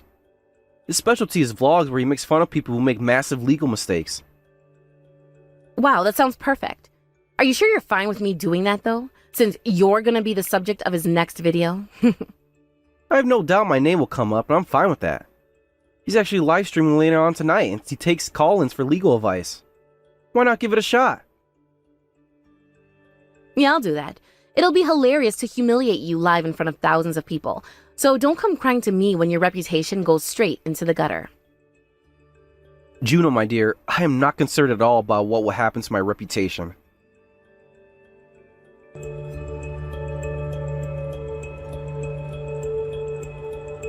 Man, that was a live stream for the ages. I haven't laughed that much in forever. I can't wait till he puts up the clip on a second channel tomorrow. Stop laughing at me. I'm sorry. I can't help it. I mean, did you see his face as you were laying your legal case to him? He was fighting so hard to hold back his laughter. What is wrong with that guy? He's the worst YouTuber ever. He had no business making fun of me like that. It was so comical the way you were speaking so seriously while all the commenters were going crazy. I laughed so hard at some of them I started crying at one point. Oh man, I needed that. It was not funny, not at all. I thought lawyers were supposed to help people. You knew this was going to happen, didn't you? You did this on purpose to embarrass me. I thought that this was the only way an idiot like you would ever come to realize how wrong you were. I mean, you just would not listen to a word I said. Stop calling me an idiot. I'm not an idiot. I just made a little mistake, that's all. Oh, thank God. So my work wasn't in vain. You see now that you were mistaken, right? You understand that I don't owe you anything. Seriously, where did you come up with that ridiculous legal theory of yours? A friend at college. She said whoever initiates the divorce loses. That's why you have to be careful what you say when you feel like you're heading for a breakup. So this college of yours. I know a lot of universities have minimum SAT requirements to get in. Did yours have a maximum instead? Like, no one with an IQ of 90 or above is allowed to attend? Shut up! Now that that's out of the way, I can finally move forward with my lawsuit against you. Oh, tell your boyfriend he'll be hearing from my lawyer soon too. What? You're suing him too? Well, yeah. He had a part in your affair after all. You didn't know that you can sue both a cheating spouse and their affair partner? No one ever told me that. Man, you really are clueless. I think I might have to send these texts to that YouTuber. These will make great content for him. Don't you think you've already done enough to humiliate me? I mean, I'm getting flooded with hate on all of my social media accounts. That's why it's never a good idea to have common names across multiple social media platforms as a private individual. They probably found all of your accounts while you were still talking to that YouTuber. Man, the internet can be a scary place sometimes. Bunch of no-life losers. I wonder how much the jury's going to award me in damages. I'm really looking forward to seeing you in court, Juno. Don't ask for too much, okay? You know I only work part-time. I can't afford all that much. Nah, I think I'm gonna go with the no mercy approach. If I don't punish you sufficiently, you'll never learn your lesson. What do you mean, learn my lesson? I already did. I learned that I was wrong about the law. What else could I possibly need to learn? Huh. Guess you are capable of learning something. That's impressive. Come on. Please. Stop treating me like I'm an idiot. I was just wrong about the law. I'm not a lawyer or anything. Come to think of it, I've yet to get a genuine apology out of you. Yeah, well, don't hold your breath. I think I might get my lawyer to seek $50,000 in damages from you. I'm sorry. I'm sorry for cheating on you. I'm sorry for acting like you were the idiot when I was in the wrong. Hold on. I just got a text from your mom and dad. They said they're on their way over. You told them? Yeah, gave them a call while you were live with the YouTuber. I told them how you had cheated on me and were holed up in my house and refusing to leave. They said they'll be right over to take you home. I can't believe you. I can't believe you didn't tell your parents about a divorce. Like, really, Juno? Your mom almost passed out when I told her. I was gonna tell them eventually. No, you weren't. You knew that if you told them about the divorce, they would ask for my side of the story. And then your parents would find out about your affair. Carter, look. If you win big in your lawsuit against me, I'm gonna have to ask my parents to pay for me. So please, can we settle? What's the matter, Juno? Afraid of making your parents angry with you? Yes! I'm terrified. I have no idea what they'll do to me. I see. In that case, I'm going to tell my lawyer to ask for the maximum amount allowed by law.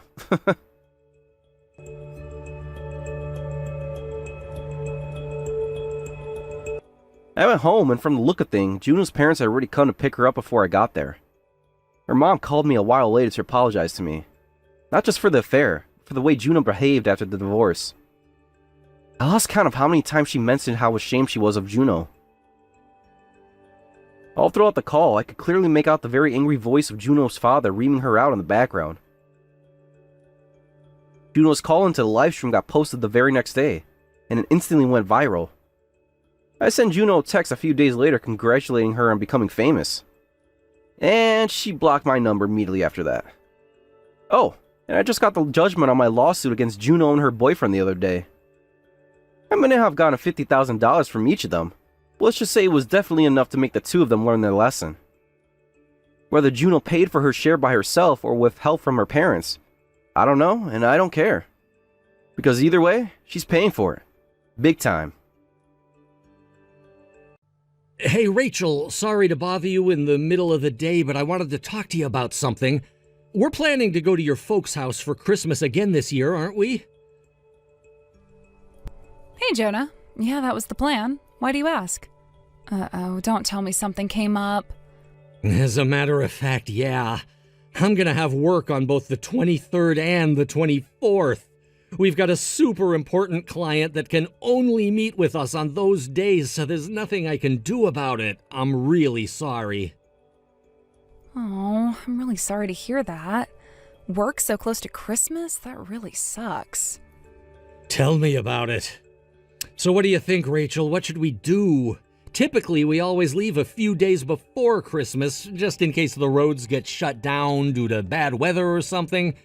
Could we maybe all leave together on the night of the 24th after I get done with work? Although that would have us driving well into the night. I don't know, do you think we should maybe cancel our trip to your folks' house this year? I couldn't do that to my parents. They've been looking forward to seeing all of us. Well, how about this? Holly and I will leave ahead of you on the 22nd, and you can come down by yourself once you're done with work. What do you say? I hate to leave you to drive down there all by yourself, but I don't think there's going to be any other way. Okay, that actually sounds like a really good idea to me. I'll be fine driving on my own. I'm used to driving late at night. And with us girls out of the way, you'll be free to focus 100% on getting your work done as quickly as possible. So that's settled then. I'll let my mom know about the change in plans. Thanks, Rachel. I'm sorry about work. I wish this guy could be more flexible with his schedule. Don't worry about it at all. It's not your fault. Okay, so then me and Holly will leave the morning of the 22nd bright and early. Holly's on winter break at that time, right? So she won't have to worry about homework or anything either. You'll get to have some good mother-daughter time. Yeah, it's gonna be really fun. Don't have too much fun without me. Oh, we're gonna live it up, baby. I sure hope something changes and you can come sooner.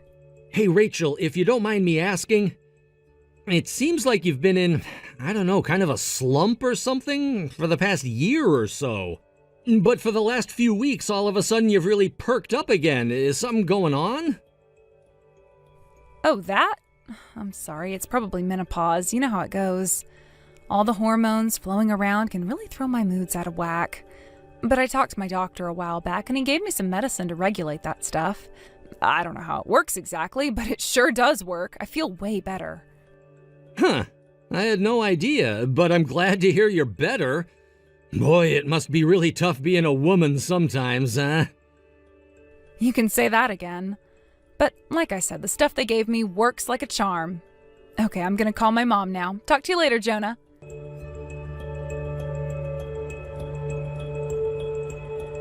Dad, you gotta help me. Rachel, are you okay? Where are you? What's going on? Wait, Dad? It's not Mom, it's me, Holly. Holly? What's going on? Why won't you answer the phone? And wait a second, why do you have your mom's phone in the first place? Where did you and your mom go to? Didn't you go to your grandma's house like we planned? Please, sweetheart, tell me what's going on. I'm really concerned about you. I'm sorry, Dad, but please don't call me. Just stick to texts, okay? But why? What in the world is going on over there? I can't talk to you on the phone because then Mom will catch me. I'm texting you in secret right now. If she finds out I'm talking to you, she's gonna get really, really mad. Holly, I talked to your grandma earlier and she said that you guys still hadn't arrived. I don't get it. You guys left right on schedule this morning. You should have gotten there by now. Are you in trouble? Like a car crash or something? I thought we were going to go to Grandma's house too, but I took a nap in the car, and when Mom said we're here and woke me up, we were parked in front of a house I've never seen before. She's telling me that this is where we're going to live from now on. What the? Whose house is that? I don't know. Some man I've never met. I think he's about as old as you are. Mom says he's my new dad. Your new dad? I don't want him to be my dad. He talks to me like I'm his daughter, and he's always hugging me and kissing me on the cheek. He's gross. I don't like him. I want to go home. Okay, calm down, sweetheart. We'll figure this out together. Now, do you have any idea where you are? No, I don't recognize anything here. But you'll come pick me up, right? I don't want to stay here. I want to go to my room. I miss my bed. I miss you. Calm down, Holly. Panicking isn't going to help us at all right now. Now, I'm going to tell you what to do next, okay? Do you know where the Map app is on your mom's phone? Open it up, take a screenshot of your current location, and send it to me. Can you do that? Yeah, I know how. Give me a second. Don't worry, sweetheart. I'll be over as soon as I can.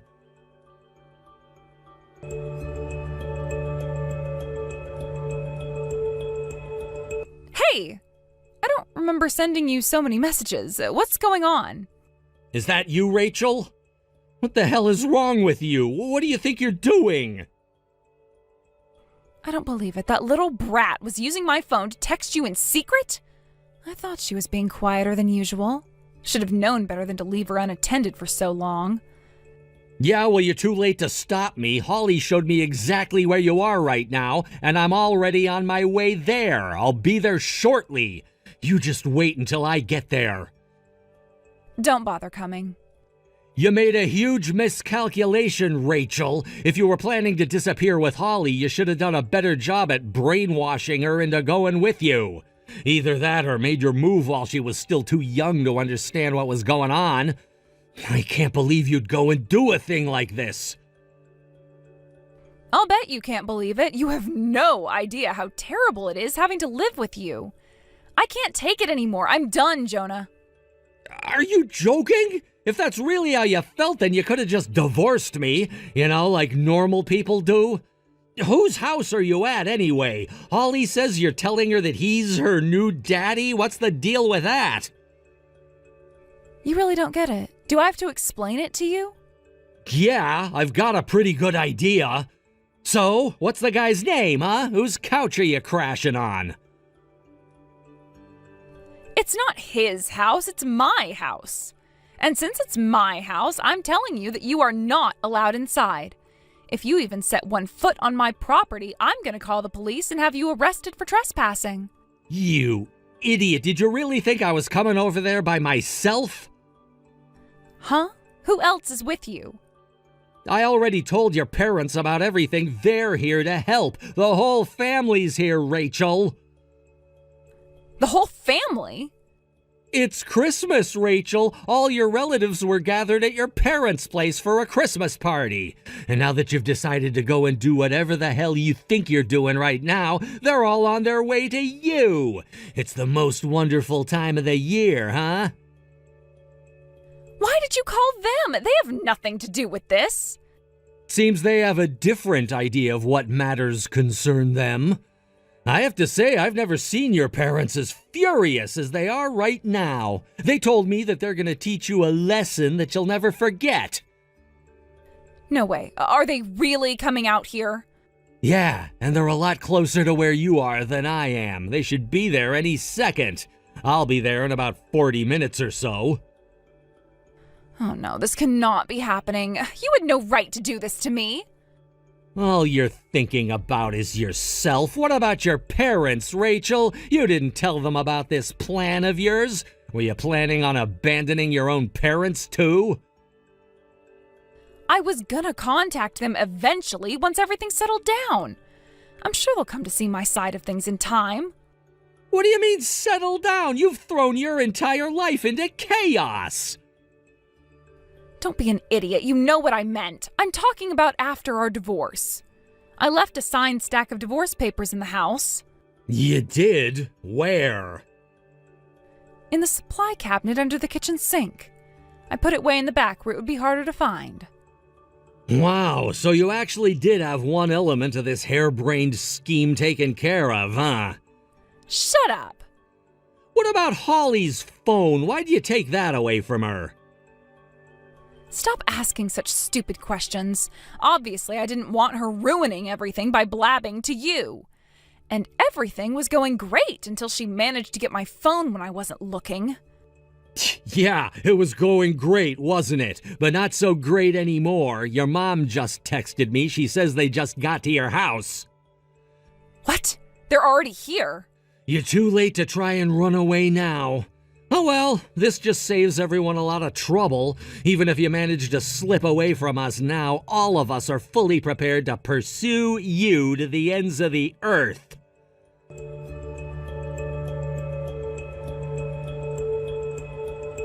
I'll be there soon, Rachel. What's going on with you? Are you talking to your folks? It's Holly again, Dad. Oh, Holly, can you give me a report? What's going on over there? I'll bet it's all pretty chaotic. Well, Grandma and Grandpa got here a little while ago. Aunt Susie is here too.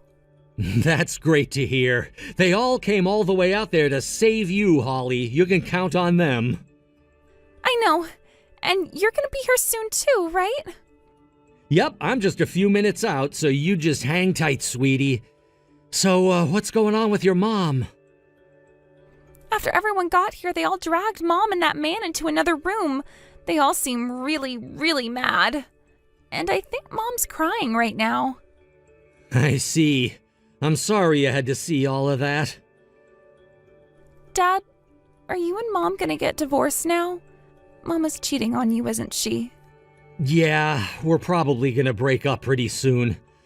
I can't tell you enough how sorry I am to put you through this. None of it's your fault, but you're still gonna have to deal with the fallout, and you're still in the middle of everything right now. You must have been really scared when Mom took you to some strange house. Well, I was pretty surprised, but I'm okay. Hey, Dad, if you and Mom get divorced, can I come and live with you? I don't want to live with Mom anymore.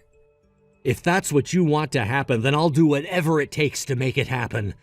After all, I really want to live with you too, sweetheart. But are you sure that you want to leave your mom? This is a pretty big decision for you to make. I want you, Dad. All right then, if that's what you say. I'll talk to my lawyer about how to make that happen. Thanks, Dad. I don't ever want to see Mom ever again. Tell me, Holly, did anything happen to you while you've been there? Mom hit me. What? What did she hit you for? Mom's been telling me the whole time that I have to call that man my dad now, but I told her no, he's not my dad. And then she hit me. I can't believe she would do such a thing to you. That must have hurt on the outside and on the inside.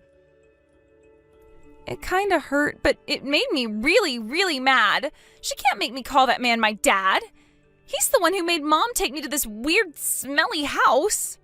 You're absolutely right, Holly. That man is a very, very bad man. He can't expect you to call him your dad so soon, even if your mom actually did things the proper way. Yeah, he's weird. I don't like him. You're my dad, not him. And I'll be your dad forever, sweetheart. You can go ahead and let me deal with your mom, Holly.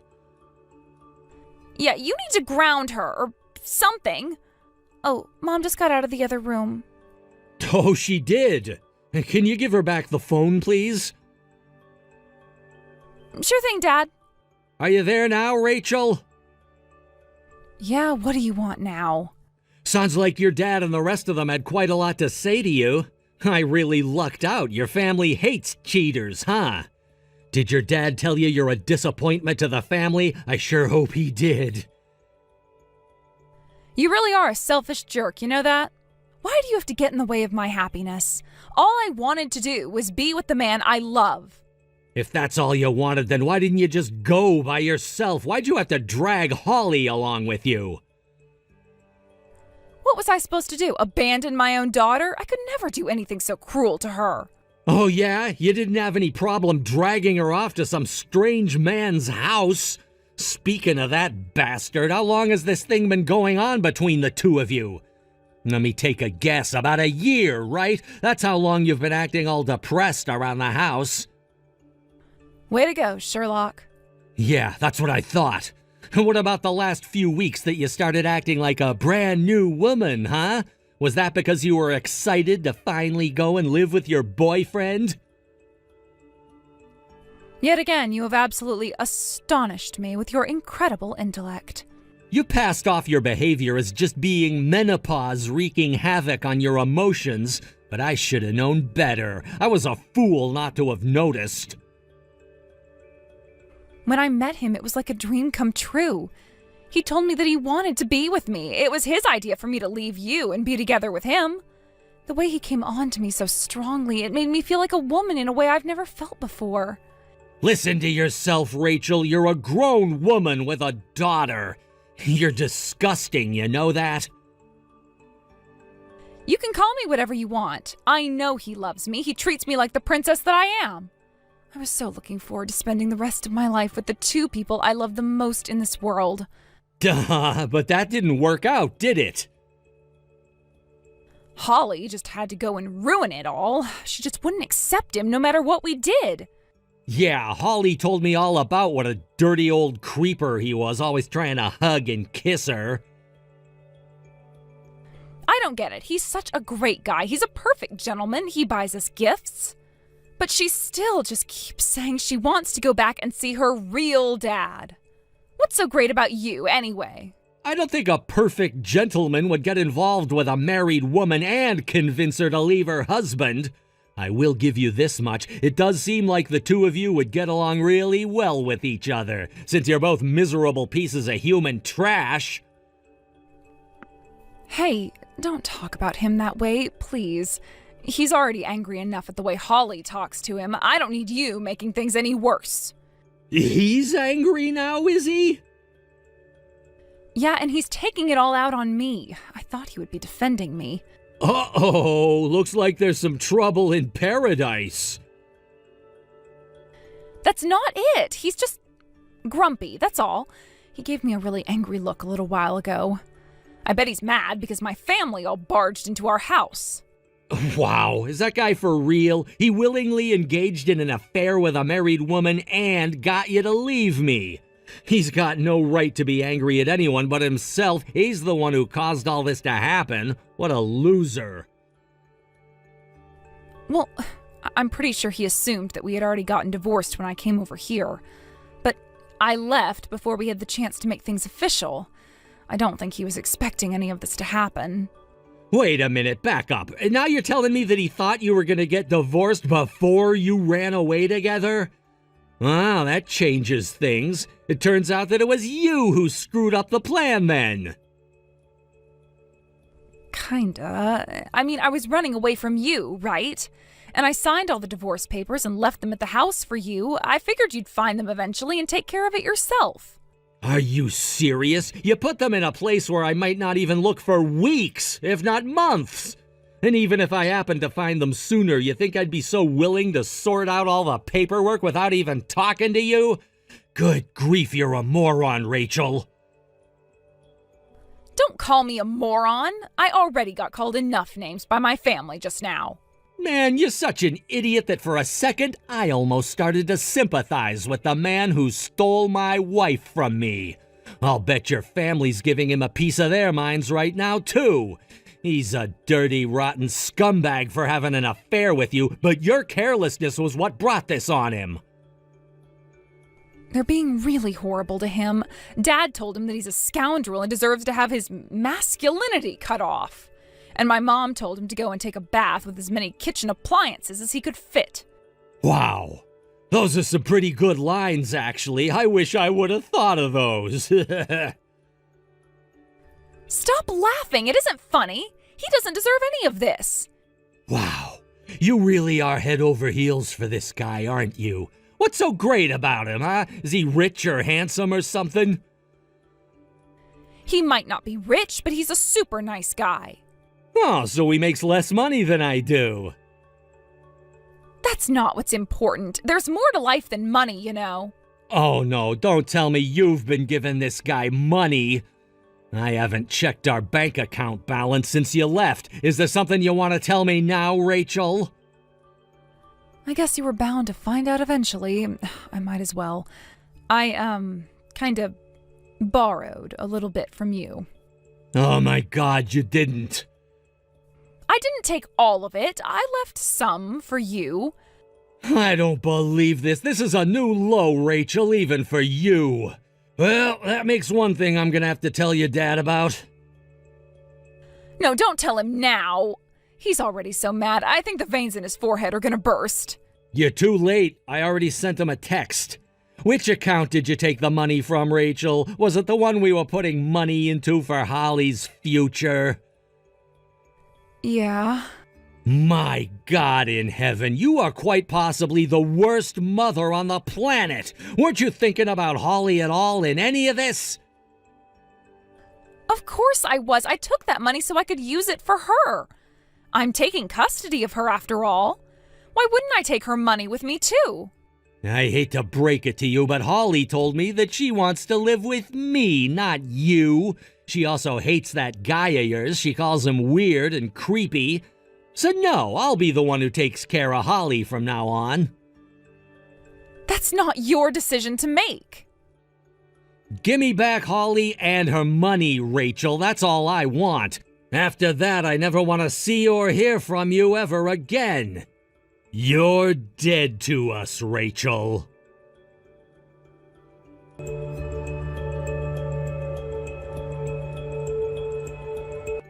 During the divorce proceedings, I managed to recover all the money Rachel took from Holly's account. Rachel fought for custody of Holly at first, but it was very clear which of us Holly wanted to live with. The judge saw that too and gave me full custody. Rachel seemed confident that she was going to get married to her boyfriend, but he dumped her a short time later. I guess he was pretty mad at her about the trouble she caused for him. I'm also pretty sure Rachel's family put a lot of pressure on him to disappear too. In any case, from what I hear, both Rachel and her boyfriend are pretty broken up about the way things went. They thought they were going to start a new life together, but their lives just came crashing down around them. As for Holly and me, it certainly is different without Rachel around, but we're both doing fine together. The way she was so desperate to live with me, it was really touching as her father to see how much she trusted me. From now on, I want to be the best father I can be to deserve that trust. Hey Mom, hope you've been doing well lately. I wanted to talk to you about Christmas this year. We decided that we'll come after all, so all three of us are planning to stay with you guys. Things might get a little hectic, but we're really looking forward to seeing you guys. I see. And how long will you be staying? Right now, the plan is just for 2 nights. We'll get there Christmas Eve and leave the next morning. All right. Well, I shouldn't need to tell you this, but having that many guests in the house will mean a lot of work for me. I expect you to pull your own weight, so be prepared for that. I was always intending to help out. There will be cooking, cleaning, decorating, setting out the presents. Oh, my goodness, I'm going to have so much to do. So I hope you aren't planning on relaxing, because as long as I'm working, you're going to be right there beside me. Okay, I understand, Mom. By the way, I've been meaning to ask you. We sent you a little present for your birthday. Did it arrive yet? Yes, it came in the mail. What? Oh, good. I'm glad to hear it. You never mentioned anything about it, so I was getting a little concerned that it got lost in the mail or something. Did you expect me to go out of my way to send you a message over something like that? Oh, please. And one more thing. My daughter drew you a picture, too. Did you see it? You mean that piece of scrap paper? I ripped that filthy thing to shreds and threw it in the trash where it belongs. You threw it away? But Mom, she worked really, really hard on that picture for you. She was really excited to hear what you thought of it. Did you really throw it away? Isn't that what I just said? I mean, really, that was supposed to be a picture of me? It didn't look a thing like me. It looked like some drunkard spilled paint all over the paper and spread it around with his face. Nah, couldn't you consider her feelings just a little bit? She drew that for you. She wanted to make her grandma happy on her birthday. Why would I be happy to receive a piece of garbage in the mail? Really, Mom? Garbage? I feel so sorry for the poor tree that met its end just to be made into the paper that horrific picture was painted on. Next time you think to send me some stupid sentimental trash like that, send me more presents instead. You have no common sense at all. Mom, I am begging you. Can't you please just try and be kinder to her? Can't you just have a normal relationship? Excuse me? It's killing me to see the way you treat her, and I'm sure she feels just as bad. She's been looking forward to seeing you. I don't want to go all the way over there just for you to be cold to her. And why should I be anything but cold to her? I was very clear about my expectations for you, and yet you failed me miserably. Maybe if you had given birth to a boy like I told you, I would feel differently.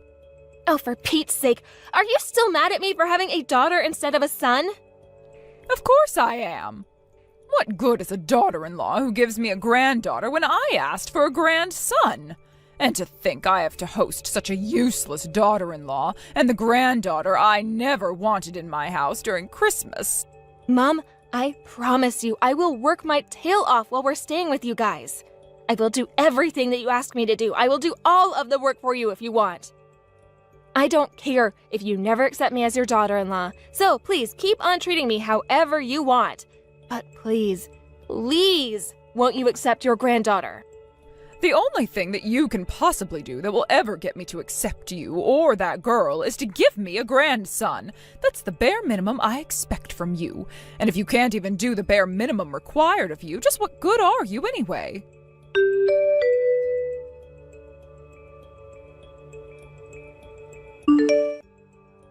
Hey there, Mom. We just got to your house.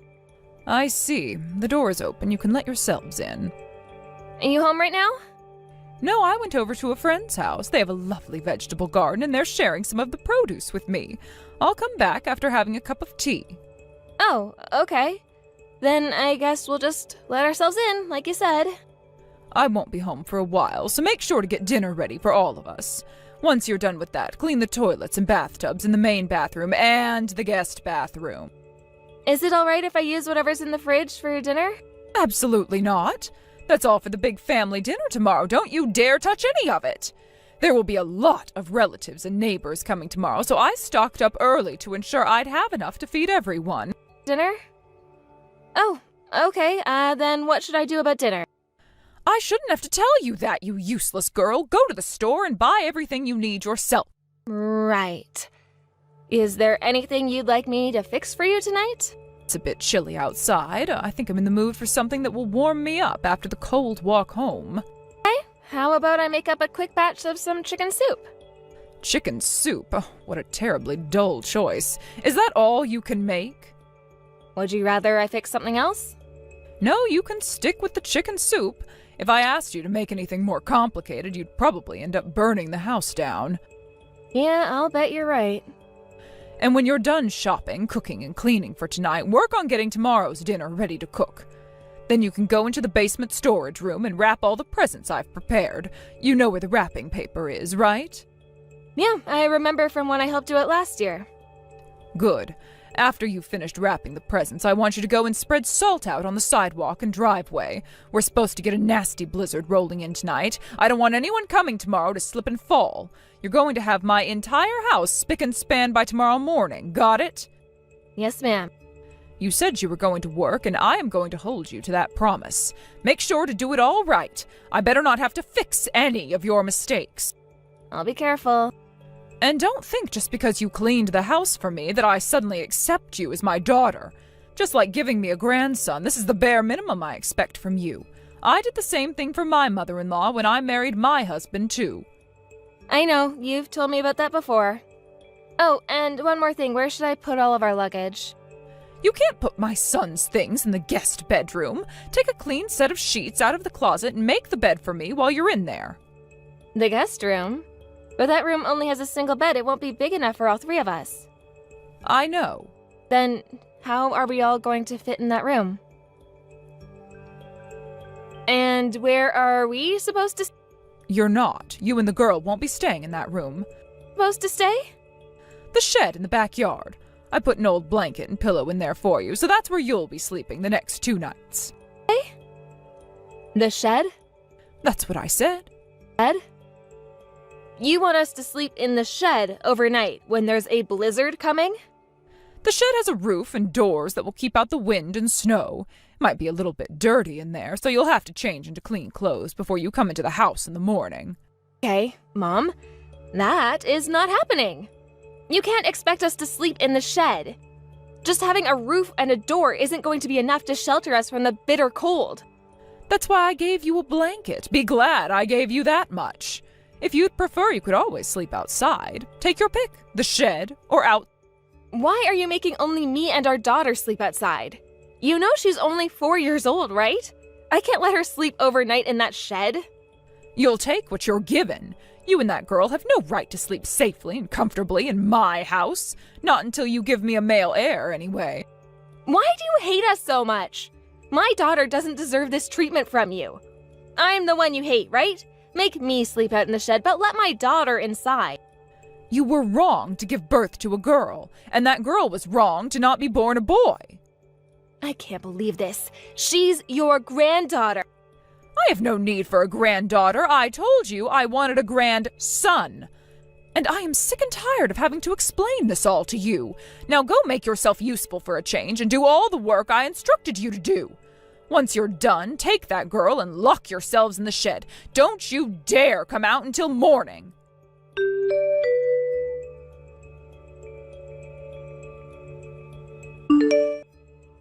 I'm on my way home now. Did you finish getting dinner ready? Oh, as well as the cleaning? I see you're finally coming back. Yeah, Mom, I finished everything I needed to. And now we are having some much-needed rest. Don't worry, we're not in the house. You had better be in the shed like I ordered you. So tell me, are the two of you nice and comfortable in there? It's the perfect place for a couple of useless females like you and that girl. Oh, and do watch out for mice. It seems they've built a nest for themselves in there to get through the winter. Oh, yeah, Mom, it's incredibly comfy here. The room is beautiful, the scenery is terrific, and the open-air spa area is unbelievable. What? Where are you? An open-air spa? We don't have one of those at our house. I told you we weren't at the house, didn't I?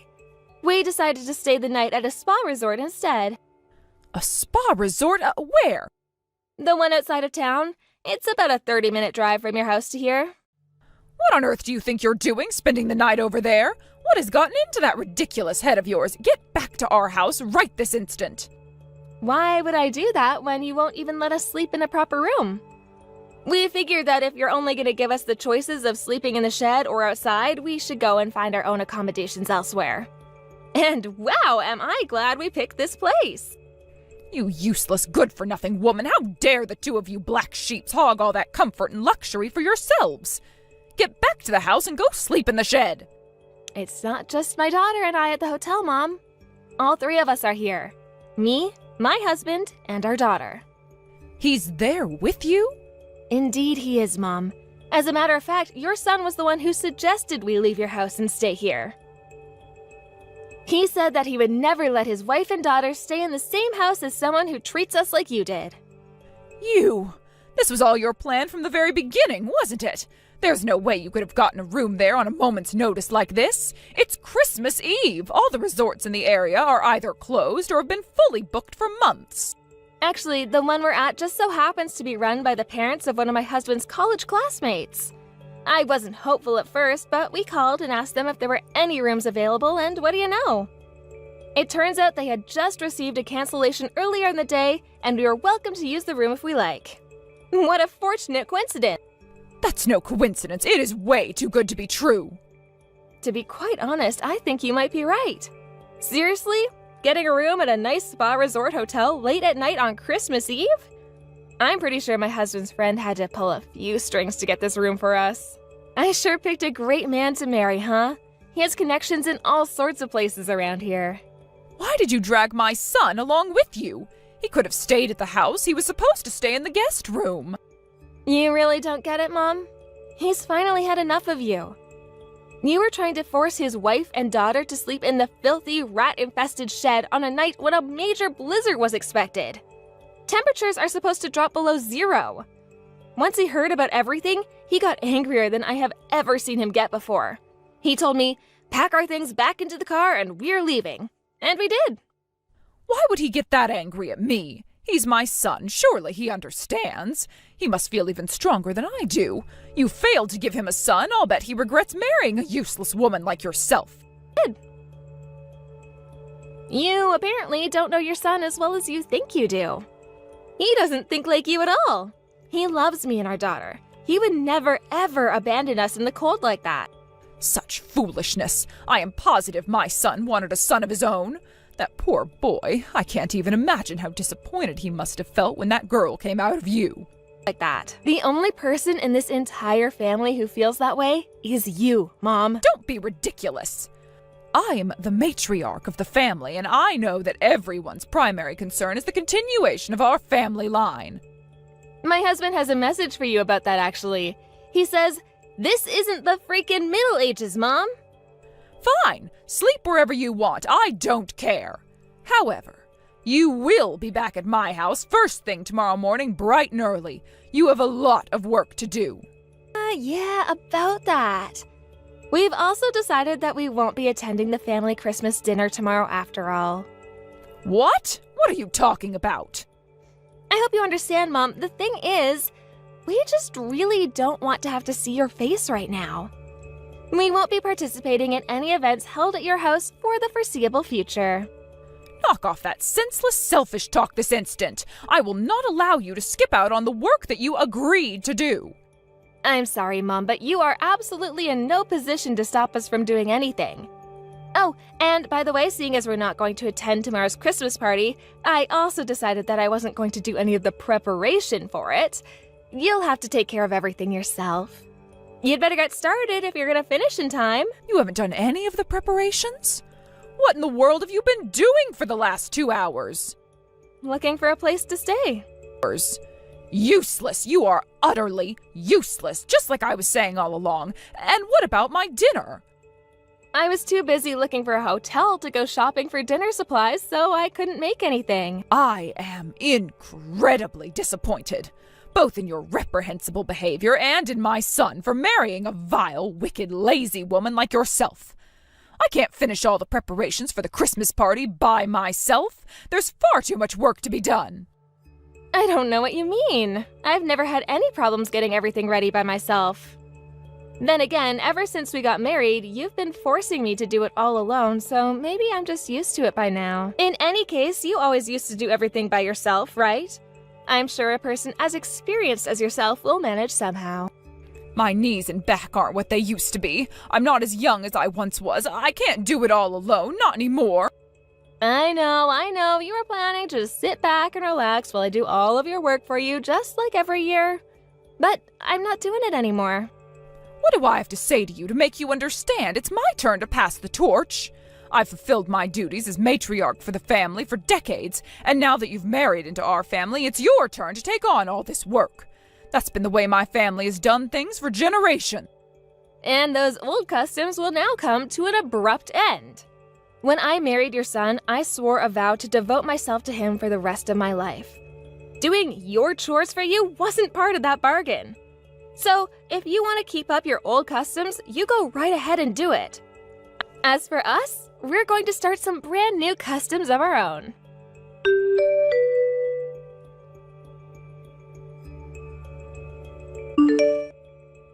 Please, you've got to come back here. My house has become a total disaster area. I can't do this all by myself. I need your help. Sorry, Mom, but you're too late. We're getting ready to leave the hotel, and when we do, we're driving straight home. But it's Christmas Day. If you leave now before even opening the presents, what even was the purpose of coming all this way? I don't know, having a nice stay in a spa resort hotel. Honestly, the open-air spa they have here alone would have been worth the trip. You aren't going to celebrate Christmas with us? But we always have a family dinner on Christmas in my family. We've done it this way for generations. And I'm sure they had a wonderful time doing it that way. But I'm more concerned about my family right now than your family over the last 100 years or so. I don't want to spend such an important day with a person who treated me and my daughter so poorly. What do you want from me? Tell me. What do I have to do for you? Honestly, at this point there isn't a single thing you could do to redeem yourself in my eyes. We're never going to come to any Christmas dinners at your house ever again. We've decided to spend Christmas with my parents from now on. Then when will you be coming back to visit? Easter? Not Easter, not July 4th, not even for birthdays. We're never going to see you again. You can't turn your backs on me like this. We are never going to call or write to you, and we won't be sending you any birthday or Christmas presents. And anything you try to send to us will be sent back. We don't want anything from you, not even your money. But I need you. I told you, didn't I? My knees and back are growing worse and worse by the day. I might be able to get around on my own just fine for the present, but eventually I'm going to need someone else around to take care of me. Spit it out, Mom. What are you trying to say? I can be the bigger person here and apologize for any of my past actions you saw as objectionable. Not that I'm admitting guilt. On the contrary, I still maintain my innocence. However, if it's what's necessary to move forward, I will apologize. That's not how apologizing works. Did someone put you up to this? Did one of your relatives tell you to apologize to me and get me to come back? It's not one of them, it's all of them. I can't understand it at all, but everyone is taking your side. I can explain that. My husband sent out a late-night mass email to the family explaining what you had done to me and why we were leaving. Everyone knows that we're not coming to the Christmas party because of how you treated me and our daughter. He wasn't going to wait and let you give your version of the story, which would in no doubt bend the truth to make yourself look more favorable.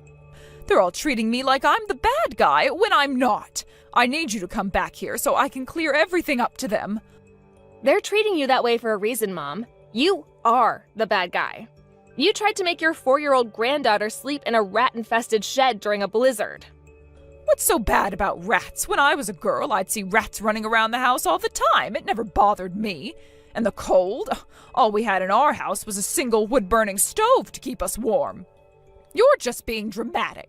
Well, it is very clear to me that this conversation is pointless. I'm done. You don't need to say any more.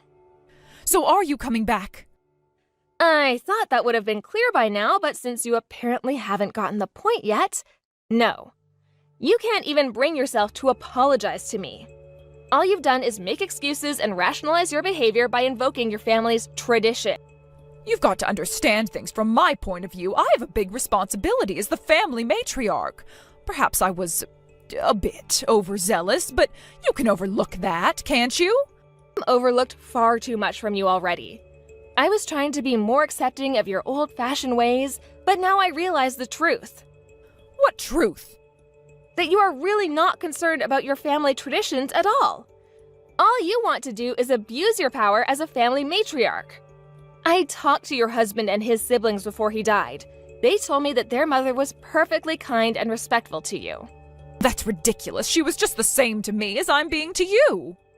She taught you to cook, to clean, to plan family events, everything. She took you under her wing as if you were her own. And as far as prioritizing having male descendants, your husband's older brother had a girl for the family's first grandchild. And your mother-in-law was absolutely crazy about her.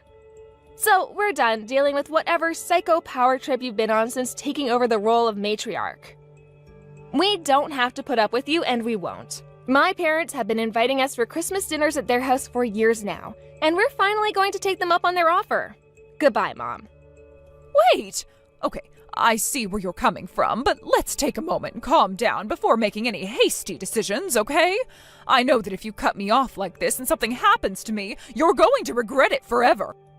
The only person around here with anything to regret is you. You called me a useless daughter-in-law because I didn't give you a grandson for our first child. Well, I say you're a useless mother-in-law for treating your own granddaughter so cruelly. Now I suggest you go make yourself useful and get to work. If you don't serve your guests dinner soon, they'll probably start leaving.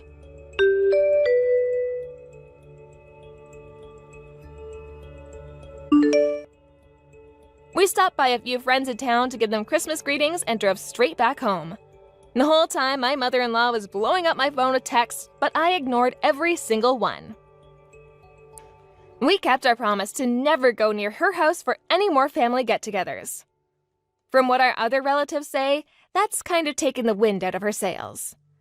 I guess she really was concerned about how quickly she was showing signs of aging and thought she could depend on our family to support her. It must have been a huge shock to see her only lifeline turn their backs and walk away. But my husband is insistent that we not change our minds about cutting her out of our lives. His words were, "She brought all of this on herself. She doesn't deserve our pity." As for my daughter, she's loving the time we're spending with my parents, and my parents feel the same way about her. I do feel bad for my mother-in-law, but my husband is exactly right. After what she did to my daughter and me, she doesn't deserve a single ounce of pity from me. Hey, Grandma. Are you doing anything today? Is it okay if I come over to your house to see you? Right now? Right now? Oh, heavens to Betsy, sweetheart, don't be ridiculous. You can't come over now. But why? Are you busy or something? No, Judy, look outside. It's raining. Well, yeah, but so what? I could just use an umbrella or something. Maybe if it were just a light shower, that might be all right. But it's a torrential downpour. Even with an umbrella, you'll get soaked.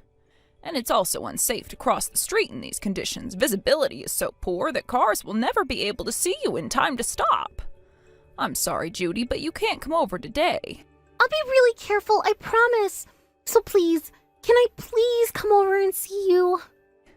I would love nothing more than to see you, but why are you so desperate to come over today? The forecast shows the rain will stop later on tonight. You can come by and see me tomorrow. But Grandma, I hate it here. I hate my mom. I want to get out of this stupid house. Can I please come and live with you instead? Judy, that's no way to talk about your mother. But she's the worst mom in the world. She's being super mean to me. She makes me stay in my room all day. She won't even let me come out to go to the bathroom.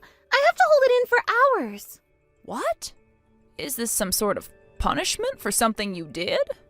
Doesn't seem like she'd be that strict on you unless it was something incredibly serious. It wasn't serious. I didn't even do anything wrong. All I did was go and see my friends. And she grounded you for that? Oh, that seems excessive. Perhaps you went without her permission or against her wishes. Well, kind of. I mean, okay, so there's this girl at school who I really like hanging out with, but Mom tells me that I'm not allowed to see her. The other day, we walked home together and spent some time talking at the park nearby before going home. Mom found out about that and went completely berserk. I see. Why doesn't your mother want you to be friends with that girl? Is there a reason? Mom says it's because she's too poor. She says that I'm not allowed to play with any poor kids because they would be a bad influence on me. But I don't care about that. I just want to be her friend. So that's the situation. What do you think, Grandma? Am I wrong or is my mom wrong? Should I stop being her friend because she's poor? Judy, you haven't done anything wrong at all. You shouldn't base who you spend your time with on how wealthy or poor they are. That's utterly ridiculous.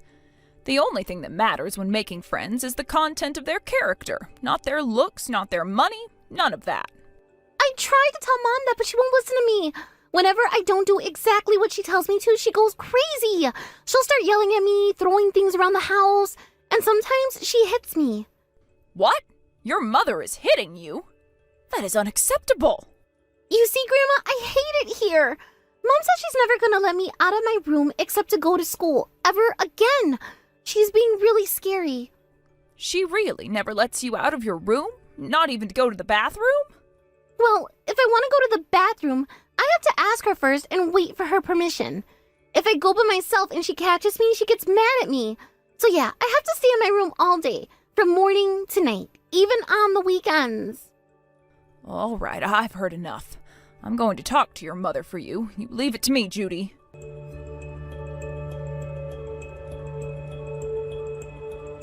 Angela, do you have a moment? I need to talk with you about something important. Huh? What do you want, Mom?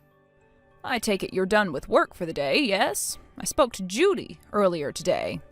She told me some things that were deeply concerning and, quite frankly, disturbing. You need to stop being so harsh on your daughter, Angela. What are you talking about? I'm not being harsh to her at all. Don't play dumb with me. Ugh.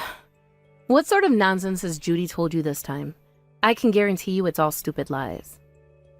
According to Judy, you're locking her up in her room all day, and you've even been physically violent toward her. Why would you do such awful things? I'll have you know, Judy told me in no uncertain terms that she wants to move out of the house. Oh my God, I don't believe this. She went and tattled on me to you? What a little brat. I'll have a little talk with her about that later. Anyway, she's just being dramatic and making a big deal of nothing. All I'm doing is teaching her a little discipline. Discipline? You think this is about discipline? She tells me you force her to stay in her room all day, and you won't even let her out to go to the bathroom. That is going way over the line. Yeah, well, if she would drop the teenager attitude and do what I tell her to do, I wouldn't have to be so hard on her.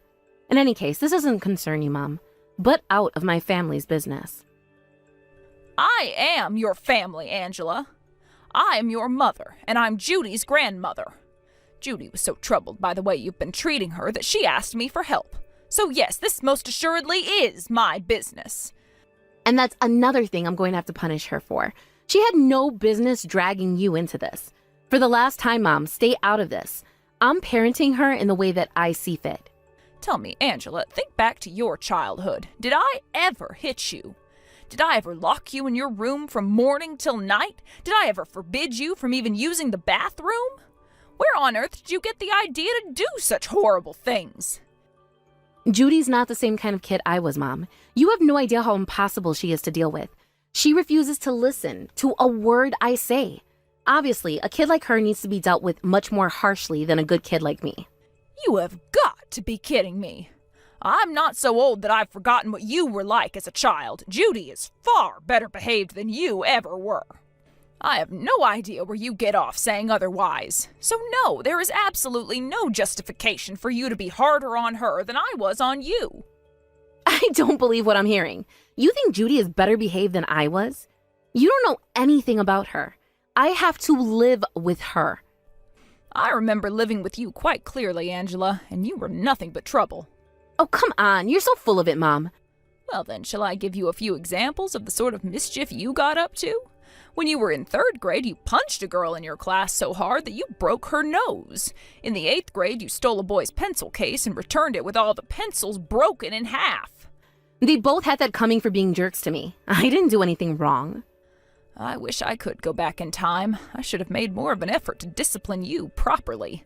I suppose this also has much to do with your father spoiling you rotten. Dad didn't spoil me. He just loved me. You know, like parents are supposed to do. He wasn't always nagging at me like you were. It was difficult for us to conceive since we started so late in our lives.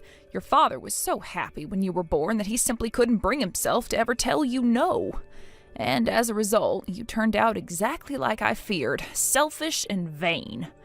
I can't throw all of the responsibility on your father, though. I share the blame as well. I'm your mother, after all. Who do you think you are, anyway? You can't talk to me like that. I'm your daughter. I'm telling you what you need to hear, precisely because you're my daughter. Consider this my warning to you, Angela. You need to treat Judy better, and you need to start immediately. If you don't, you will regret it. I'll make sure of that. Are you really going to sit there and lecture me like I'm still a child, Mom? I'm not a little kid anymore, Mom. I'm not living in your house, and I'm not living under your rules. Judy is not a possession. She's your daughter. Moreover, she'll be in middle school soon. She's more than old enough to make decisions for herself. You need to back off and allow her room to grow. She's a child. I can't let her make her own decisions. Are you insane? If I let her make her own decisions, she's going to end up addicted to drugs, pregnant, in jail, or some combination of the three. You aren't giving Judy anywhere near the credit she deserves. I know that girl is as smart as they come. You can trust her. Unless you let her run her own life to the extent she's capable of, she'll never grow. At the very least, she's more than capable of choosing her own friends. No. She can't do that. There's nothing, not one thing that Judy can do by herself. She needs me to be there for her, to guide her, to lead her. Are you really going to keep micromanaging her like this? Won't you let her have any say in where she goes, what she does, who she sees? You seem to have forgotten that your daughter is a human being. I know exactly what you're doing, Mom. I know exactly what you're doing. You're gonna try and steal Judy away from me. What are you going on about now? You think I'm going to take her away from you? Why on earth would I do a thing like that? I always thought it was weird how much Judy liked you. Now I get it. You've been planning this all along. You're luring Judy in with sweet, tender lies, confusing her, making her like you more than me. All you can take her away from me. Well, I'm not gonna let that happen. Get a hold of yourself. What's going on with you, Angela? You need help, dear. Please, would you come with me to a place where we can talk to someone that can give you the help you need? I'm not gonna let you gaslight me like this. I'm not crazy, you are. Yeah, that's it. You've gone crazy. You're getting dementia or Alzheimer's or something. Go move into a nursing home or something and stay out of my life. Angela, I didn't want to have to do this, but you may be leaving me with no choice. Would you like me to talk to your husband about this? Don't you dare! If you even think about telling my husband about anything, I will never speak to you again. Leave me alone!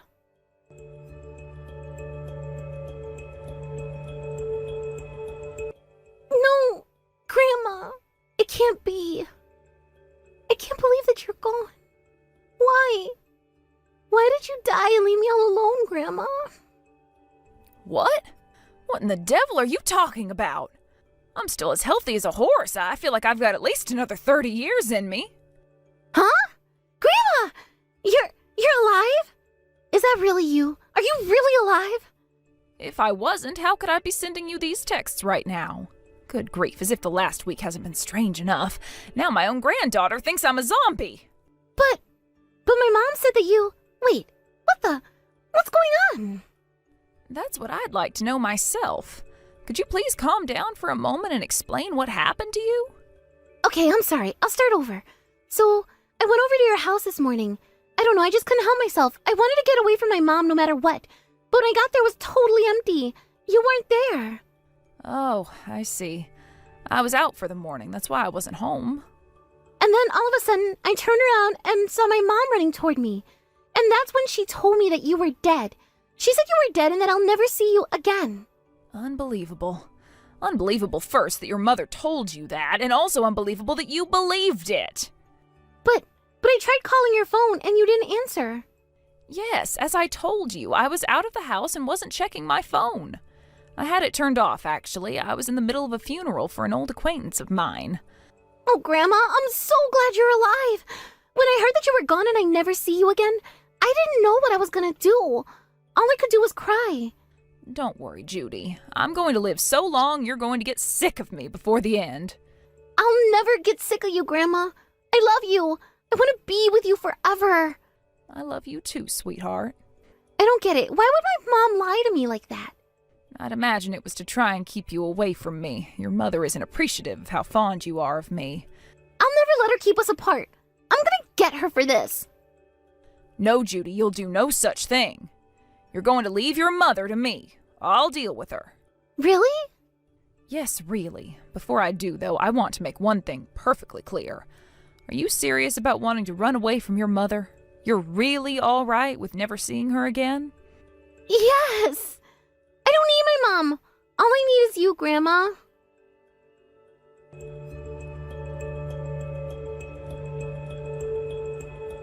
I hope you're proud of yourself, Angela. You told Judy I had died? You have no idea what kind of pain you caused her. You found out about that already? That sucks. I would have really appreciated if you could get things moving in that direction, though. Excuse me? If I'm not mistaken, you just told your own mother that you wished she were dead. Yeah, and so what if I did? It's your own fault. You shouldn't have tried to come between me and my daughter. You should have just kept your mouth shut, like Dad always did back when he was alive. Unfortunately, I'm not quite as much of a pacifist as your father was. I'm not afraid of picking a fight with someone who abuses their own children. Yeah, well, you ought to be. Can't you ever just mind your own business? Seriously, go find a hole and crawl in it. I warned you, Angela. Change the way you're treating Judy or else. From the way you're talking to me now, it would seem that you've chosen the or else option. Duh. I don't need to change anything about myself. And I'm not afraid of your stupid threats. I thought that's what you would say. Well, then I suppose I've made the right decision after all. Huh? What decision? One of my neighbors has a son who works in the local government. When I talked to him about you and Judy, he told me that I would be well within my rights to contact Child Protective Services about you. You wouldn't dare. I already did, and I already contacted Judy's school as well. You what? I knew that nothing I could ever say to you would get you to change your ways, so I decided that my only option was to take Judy away from you by force. You have no right to do that to me. She's my daughter. I'm her mother. You can't take her away from me. You may have given birth to her, but the behavior I've seen from you lately shows me that you don't deserve to call yourself her mother. You have hurt Judy both emotionally and physically, and I won't allow it to continue. I will never let her go. She's mine. I'm going to sue you for this, and I'm going to tell my husband about what you're doing. He is not going to be happy. You're absolutely right about that, Angela. He isn't happy at all. I've already told him about everything. Oh, you went to the trouble and turned yourself in, huh? That makes my work easier. We're going to hire the best lawyer in the state and sue the pants off of you. He went to law school. He knows a bunch of lawyers. You don't understand, Angela. Your husband is very unhappy with you. So much so, in fact, that he's planning to divorce you. What? I realized when we spoke last that you weren't solely to blame for what you're doing to Judy. Your husband needs to rein you in. So I called him to give him a piece of my mind. It seems that he was leaving Judy's care solely up to you. Obviously, yeah. It's my job to take care of her. Yes, and you are failing miserably at that job. I told him that as Judy's father, he has a sacred responsibility to defend his daughter. Oh, so he just took everything you said at face value? He trusted you over me? I'm his wife. He didn't take my word for it. He talked to Judy himself. And when he did, let me tell you, it was quite the shock for him. Perhaps the most shocking thing was that Judy had never talked to him about you before. Oh, now he wants to play the part of Judy's knight in shining armor. He's never been much of a part of her life before. Indeed, which is precisely why Judy didn't trust him enough to go to him for help.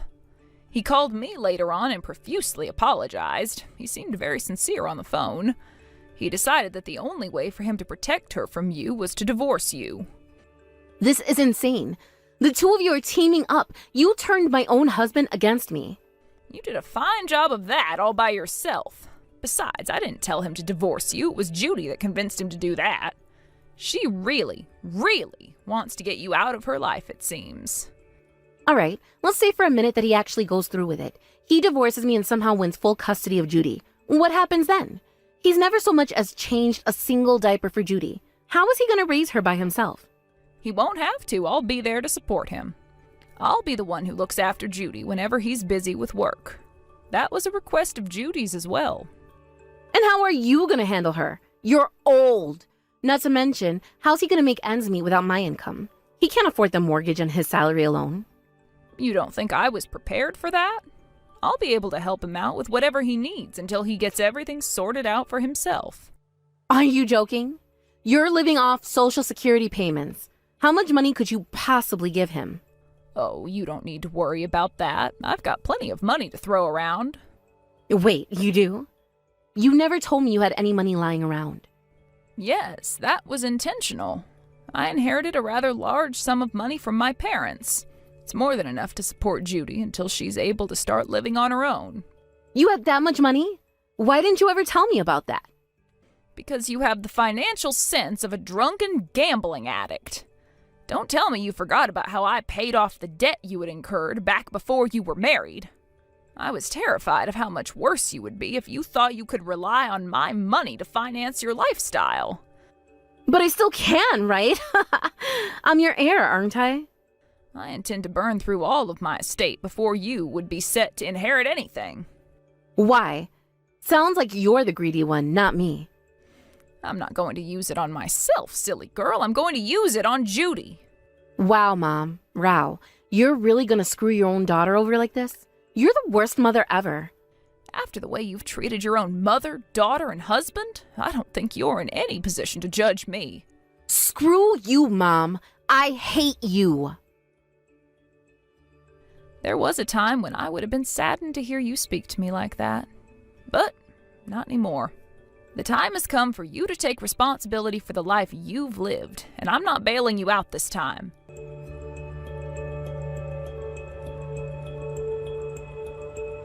Angela's husband divorced her a short time later.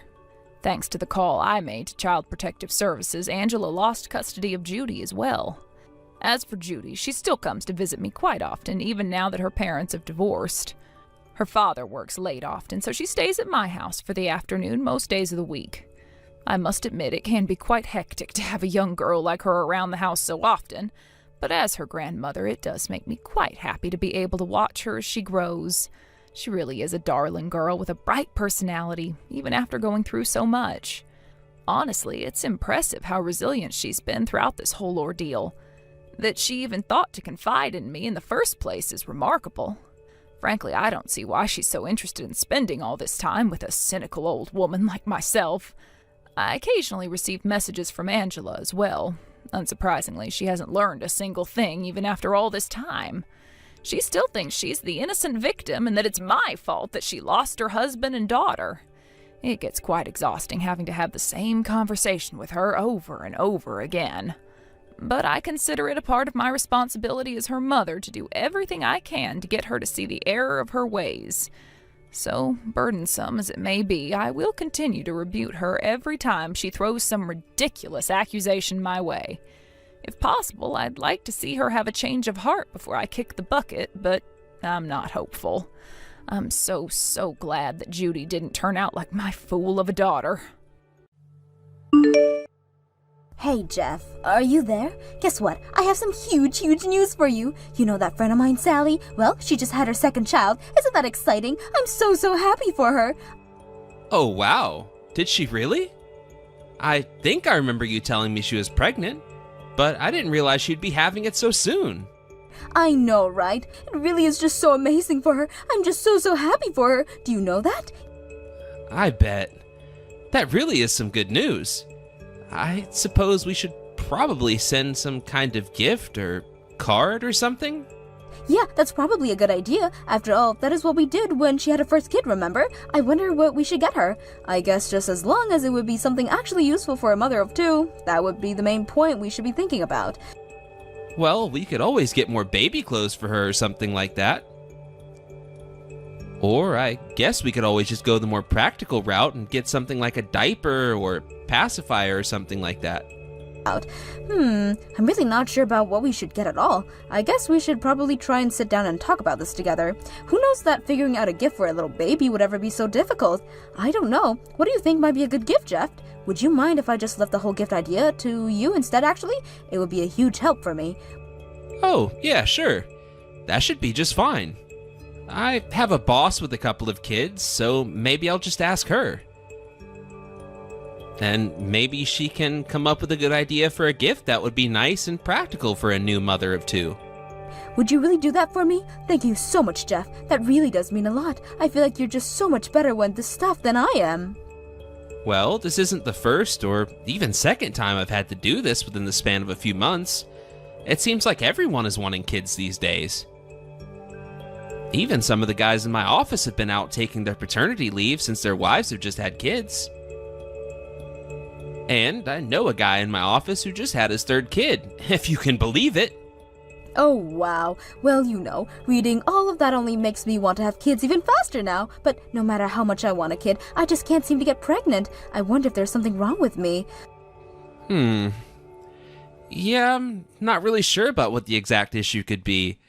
But it might be good to see a doctor or something like that. I guess, but well, do you have any idea what the cause of all of this could be? I mean, do you have any ideas at all? Well, if I'm being honest, I haven't really thought about it all that deeply, and I don't really know nearly enough about the body to be able to really answer. Well, I've heard that sometimes women can't give birth because they're under too much stress. Did you know that? And apparently, worrying about having a kid all the time is one of the ways to stress yourself out into not being able to have a kid. So you think that you might just need a bit more rest and maybe a more peaceful environment then? I guess if that's what you think, then it would make why you can't have any kids all my fault. Is that right? After all, I know how busy I've been with work lately, and I know that I haven't been there for you as much as I should have. Well, you are a television producer, so I suppose you would have a very, very busy life, and you hardly get any vacations either. So then are you really telling me that you think one of the reasons why you can't have kids is because of me? If that's really how you feel about the matter, then I just want to say that I'm very truly sorry. There. Oh, what are you talking about? You don't have anything to apologize for at all. I mean, it's your job after all. I know, but well, I know that you want kids, and if you're telling me that it's partially my fault why you can't, then, well, that just makes me feel bad. Oh, you really don't need to feel bad or anything like that at all. I mean, I really shouldn't hold it against you, so you shouldn't hold it against yourself. Are you sure about that? I mean, is that how you really feel on the matter?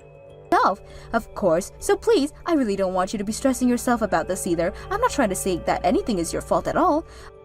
Are you sure? Because that's not really how it was coming off just a while ago.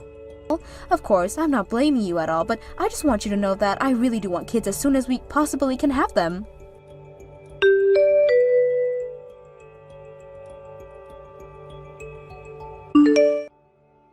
Hey Jeff, I hope that you're having a good work right now. I was just wondering if you had a little bit of time to talk to me really quickly. Oh, hey Catherine. Thanks for checking in. I hope that you're doing okay too. Yeah, I think I have time for a quick chat right now. Is everything okay? What seems to be on your mind? Well, I just want to let you know that I just took a test and well, I'm finally pregnant. Isn't that amazing news? Wow, wait. Are you serious? Are you really pregnant right now? That's right. I'm 3 months pregnant, apparently. All of our dreams are finally going to come true. This is just so amazing. Wow. Well, I am just really so happy for you. You've wanted this for so long. And I guess that means that I'm gonna be a dad now. Wow. I don't know what else to say except that I'm happy. I'm just so overjoyed. I can't believe that this is finally happening after all this time. But anyways, that's why I wanted to ask you, would you mind divorcing me? Well, I want to... Wait, what? You want to get a divorce? I don't understand. Why in the world would you want to do something like that? I want to get a divorce so that I can leave you, of course. That's kind of what they're here for. You know, could you stop by the courthouse and get the paperwork on your way home? But... this doesn't make any sense to me at all. Why would you want to do this when you just found out that you were pregnant? I don't get it. I thought this is what you wanted after all this time, right? Well, now I'm going to have a kid, so that's why I'm leaving you. Do you still really not get that at all? I don't get it. Why does it have to be that way? Why do you keep saying that? Well, the truth of the matter is that there's someone else that I like, and so that's why you and I need to get a divorce now. So then, you don't love me anymore. Is that what you're saying? Well, it's not like I never ever loved you or anything like that. It's just that I loved you up until I met this other person. Get it? And now I feel like I finally found my true love. The one that I knew deep down that I was still out there looking for. But now I finally found that person and I'm just so happy. I don't even know what to say to any of this right now. You're leaving me for another man. Well, I love him, Jeff. In fact, that's one more thing I should say. You said that you were going to be a dad, but the truth is that this child inside of me is actually his. So you mean that you're pregnant and it's not even with my kid? How could you do that to me? I'm so sorry that I never said anything earlier. I just didn't want you to get upset and hate me before we actually had to really break up. But it's the truth. I just don't love you anymore, and that this man has my heart all to himself. So please, can we just end this already? I can't believe that you're just wanting to break up our marriage just like that. Like it's nothing. And just who even is this guy that apparently is going to be the father of your child? Huh? Oh, come on. You know that I can't tell you anything about him, Jeff. After all, he does have his rights to privacy, you know. Privacy? Is that supposed to be some kind of joke? You really want to talk about privacy after admitting that you just cheated on me? I don't really get what you mean by that. I mean, would you rather I not tell you at all and just found out when I disappeared? And just why do you want to know about who the guy is anyways? What would you even do with that information? Are you going to go and try to fight him or something? What do you mean? Of course I'm not going to try and fight that guy or anything. But you know that I can't just leave things like this. I mean, I don't really see how any of this has to do with you in the first place. How can you say that this has nothing to do with me? Are you being serious right now? I married you. You're my wife. I thought that we were going to spend the rest of our lives together, and yet now you're telling me that you found another man? Let him knock you up? Now you're just going to leave me? Well, I hope that you know that I am well within my rights to sue for this affair that's happening. You mean that you're going to sue the future father of my children? How could you do that? Honestly, I mean, how could you be so cruel? And here I thought that you were always such a kind and sweet person, and yet now you tell me that you would do something like this. It isn't about being nice or not nice or anything like that at all, Catherine. The fact of the matter is that you cheated on me. You broke my trust with you. More than that, you ripped it up and stomped on it. You really just don't know anything at all, do you, Jeff? Honestly, I can't believe that I wanted to have a baby this long and I just couldn't see that you were the real baby this whole time. I don't know what you want to hear right now, Jeff, but the plain truth of the matter is that life is hard and sometimes it throws difficult moments like this at you. But you need to man up and take this as a chance for you to grow into the person you're supposed to be. I don't care if you want to leave me. It's your life and you can do what you want. Just tell me, who's the person you're leaving me for? Well, okay. If you're going to be so persistent, I guess that I could try giving you a little hint first. It's actually someone that you know really, really well. Wait a second. You mean that you cheated on me with someone that I knew? Are you kidding me? Well, I'm not going to tell you any more than that, so you just have to figure out the rest of your own. Of course, I'd rather you don't, since you just want to hit him. I can't believe that you come clean to me about the cheating, but you can't just tell me who it is that you cheated on me with. Well, I just needed to make it clear to you why exactly I was asking for a divorce in the first place. You know, I mean, would you really rather that I kept lying to you about this? Aren't you glad that you know the truth? So then, when you said that kid wasn't mine, you were really being serious? I'm not going to be a father after all? That's right. There's basically zero chances that you are the father of this child. It just can't be possible. And just what makes you so certain that I couldn't be the child's father? Well, because I noticed that I wasn't getting pregnant while you and I were together, right? But you know why that is, right? It's because I was taking birth control the secret in this whole time. So then, it was never that you were worried about not being able to get pregnant. You were just making yourself that way on purpose? Of course, although the problem with doing that was actually I really couldn't be sure if either of us had any problems having kids, you know? I don't get what you even mean by that. I mean, you were with me and said that you wanted kids. But now you're telling me that you were on birth control the entire time? Just what is it that you even wanted from me in our relationship in the first place? I told you that I really did love you, you know, but I just don't love you as much as the man that I'm with now. Don't you get that? But I just want to make sure that you wouldn't get suspicious of me looking around at other men while we were together, so that's why I kept this a secret until now. Well, I just wish that you would have broken up with me, rather than string me along all this time pretending that I was your true love. I'm sorry, but I just finally reached a point where I realized that I really couldn't do life with you anymore. Besides, what if you really couldn't have children at all? Then what would we do? Could you imagine if we just stayed married but didn't have any children? So your solution to that is to get pregnant with some other man's baby while you and I are still married? Oh, right. Well, if it's actually kind of funny with that, you see. The truth is that this man of mine actually didn't want to get married to me at all. But he told me that he would marry me if I ever happened to get pregnant, and I guess that this guy wants kids as badly as I did. I know that you wanted kids, and I already apologized if I had any part in making things difficult for you there.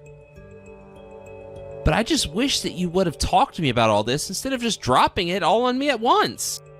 But look, we already went over this. I already told you that it wasn't your fault that we couldn't have any kids. But the fact of the matter is that I just couldn't stand having kids with you. I don't even know what to say to that. It feels like the past several years of my life have been a lie.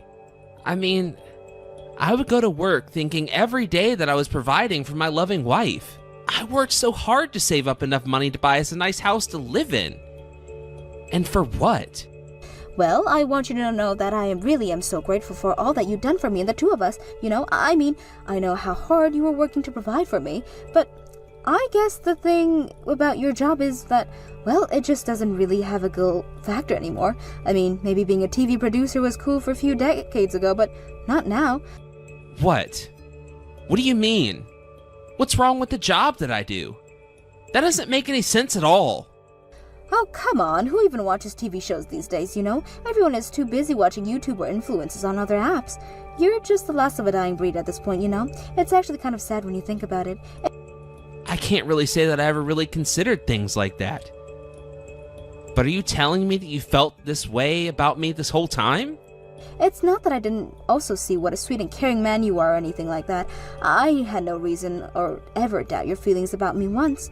But the fact of the matter is that I also need a man who I was going to look good standing next to. You're useful in a lot of ways, but the ones that I needed. Wow. I just really don't even know how to respond to that at all. I mean, you just told me that I really don't understand anything. And now I think I might be starting to agree with you. I just had no idea that humans were capable of such deceit and depravity.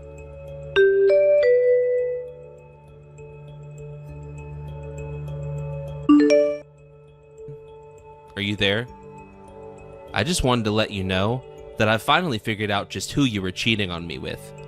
Don't tell me the reason you were out of the house all night is because you've been working hard trying to figure out who he is. That's right. I was up all night at the library, trying to hunt down who it could have been. But I didn't come back home at all last night because I just didn't even want to see your face. I needed a clear head if I was going to be able to do this, and it all paid off in the end. Oh, really? Well, I'm glad that you didn't come home because you might have just yelled at me and hit me for being upset. I would never hit you or anyone, Catherine. I think you know this. But about the person you've been sleeping around with, it's my older brother, isn't it? And just what makes you think that I've been sleeping with your brother this whole time? Well, you said that you were sleeping around with someone that I knew very well. And as I was thinking about who it could be, I remembered that my skeevy brother always had trouble keeping his hands to himself. But I guess I just didn't want to even have to think that it might have been him who slept with my wife. Wow, well, I guess that they should really start calling you Sherlock Holmes or something because you put that together really quickly. I knew it. I can't believe that you would sleep with my own brother. I don't know what to say. He's just such a charmer. You know, I remember how taken I was with him at the first time we met, and now I'm going to be his wife and have his kids. But you first met my brother on the day of our wedding. Are you telling me this has been going on since then? I mean, not from that day specifically, but in general, I suppose you could say that. Well, now I might change my mind about not hitting him. Lee, where is all of this aggression coming from? This really isn't like you at all. Do you know that? Well, there you go. Your actions and words finally pushed me so far that I said I felt like hitting someone. But you know what? Fine. Be with my brother. I don't need you in my life anymore. Sounds good to me. I'm going to spend the rest of my life happily married to Tom, and there's nothing you can do about it.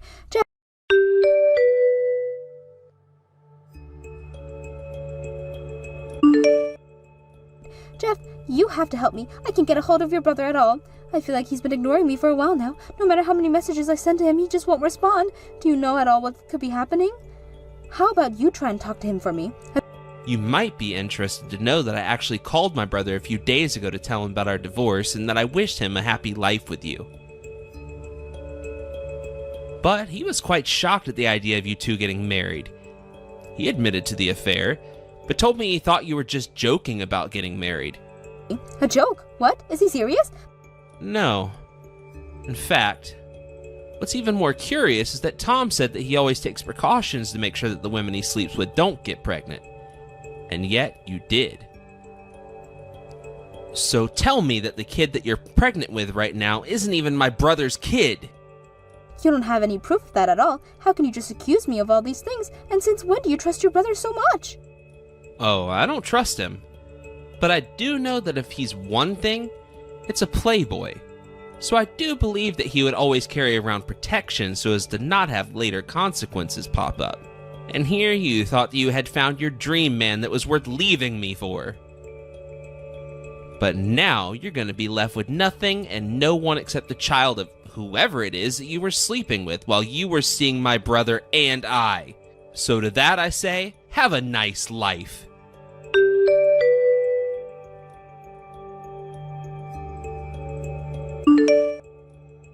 After that, I actually never ever saw or heard from Catherine again.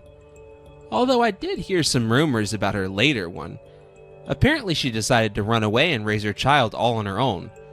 Another rumor said that she tried that for a bit before giving the child to her parents and running away again. Either way, after the truth came to light, my family stopped talking with my brother for what he had done to me. Although I couldn't track down Catherine, I decided to sue my brother for his affair and managed to win a decent payout. Obviously, I never wanted my life to go this way at all, but I'm just glad that it ended in such a way that I know who should and shouldn't have been in my life. Thank you for watching! If you liked this video, please give it a thumbs up and don't forget to subscribe to see more content like this. Hello, Millie. It's been a while since we've spoken, hasn't it? Do you have a moment right now? Oh, hi there, Mom.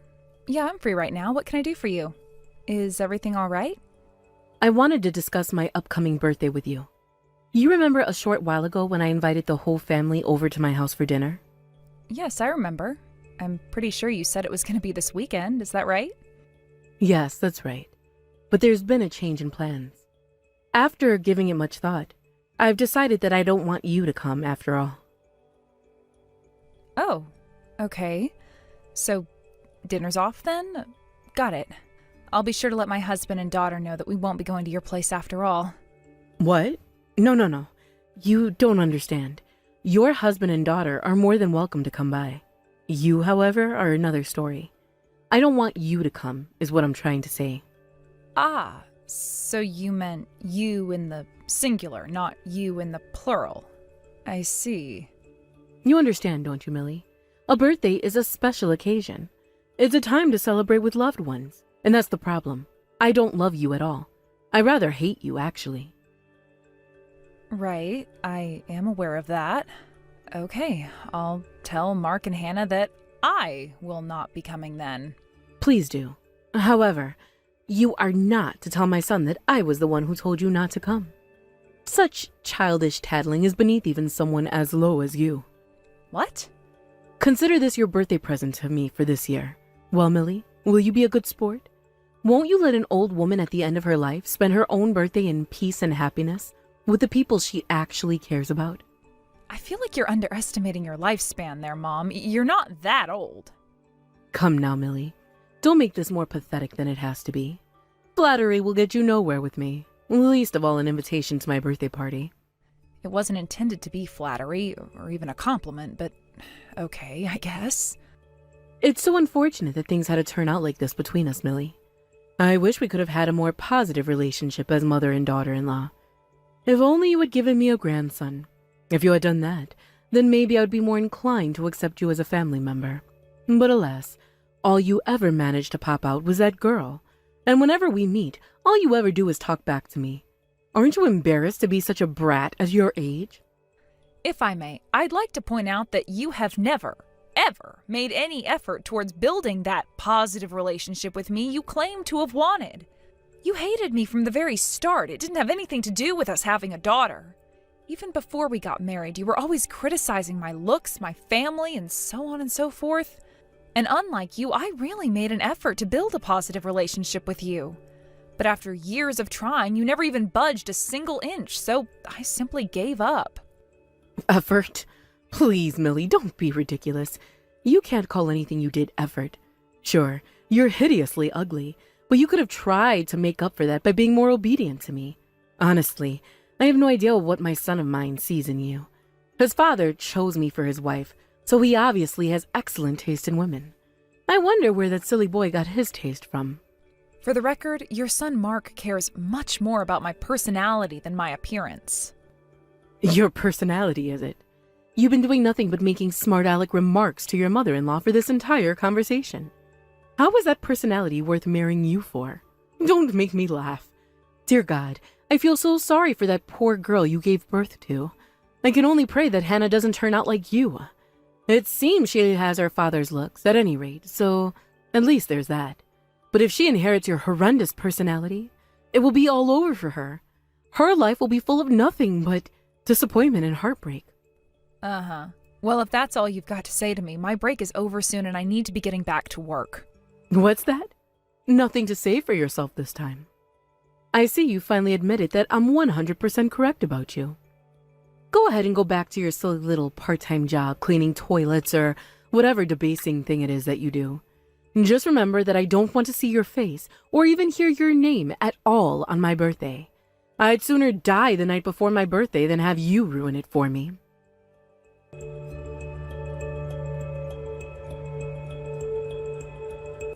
Hi, Mom. I need to talk to you about my daughter.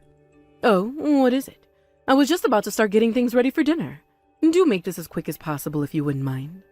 Trust me, I don't want to have to drag this out any longer than I have to. It's about the birthday party at your house from last weekend. You said quite possibly the worst thing I could imagine to my daughter. Oh, I did, I'm sorry. Nothing's ringing any bells. I don't have the foggiest idea what you're talking about. Don't play dumb with me. You told Hannah that Mark isn't her dad. But you didn't stop there. You told her that I was cheating on Mark with another man and that man is her father. I am racking my brain to think of what possible reason you could have had for saying that to her. Do you have any idea how much pain you caused her? She didn't get over that for days. Why did you say that to her? Explain yourself. Oh my goodness, no. She actually believed me? Well, that was nothing but a silly little joke. Hannah is 3 years old, Mom. And not to mention, you also told her that she had to be sure to keep it a secret from everyone, because if anyone finds out, her mommy and daddy would get divorced. And she'd have to spend the rest of her life at an orphanage. So no, you're not gonna just play this off as a silly little joke, you sociopath. What is wrong with you? You should have heard the way she was crying and asking me, is daddy really not my daddy? Who is my real daddy? Why doesn't my real daddy live with us? That's incredible. The little girl still believes that Mark isn't her father. You are laughing? You severely traumatized a 3-year-old girl and you're laughing? This is no laughing matter. I set her straight and told her you were lying, but that damage isn't going to heal very easily. You need to apologize to Hannah, admit you were lying, and promise to never lie to her again. That's the bare minimum that you have a responsibility to do. Don't be ridiculous. It was just a simple joke. I haven't done anything worth apologizing over. If anything, all of this is Hannah's fault. What? How can you possibly blame Hannah for what you did? On the night of my birthday party, that little brat had the gall to come to me and tell me to stop being mean to her mommy. You've been telling Hannah all sorts of vile lies about me, haven't you? Making me out to be the bad guy. Well, two can play at that game. I did nothing wrong. I have never spoken ill of you in front of my daughter. Besides, it wouldn't take any prodding from me for her to want to tell you off about how you treat me. All she would need to do is watch how you act around me. Unbelievable. You really see yourself as the victim here? Whatever. In any case, Hannah stuck her nose where it doesn't belong, and she's going to have to pay the price for that. I no longer wish to have anything to do with that little brat. Neither you nor her are ever welcome in my house again. I've overlooked a lot from you over the years, but this is too much for me. You have crossed a line.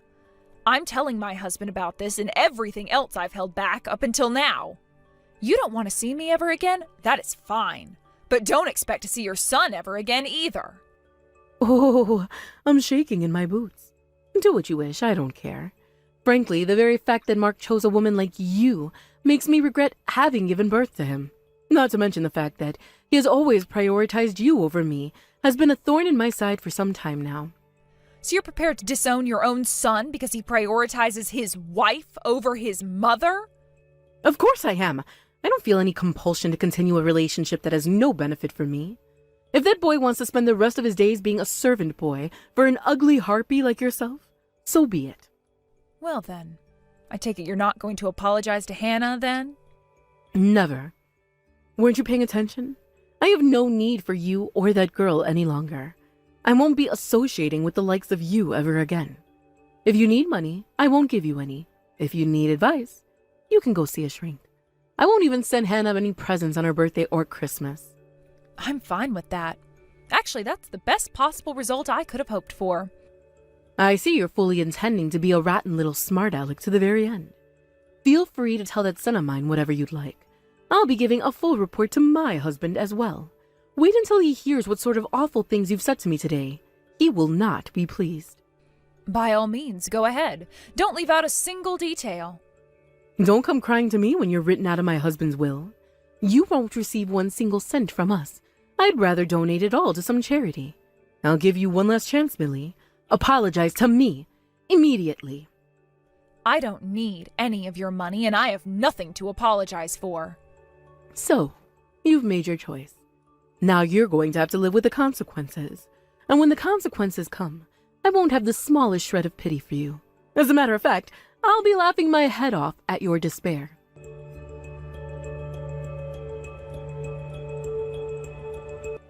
Millie! Hannah came over to my house just a moment ago. Really? Did she say anything to you?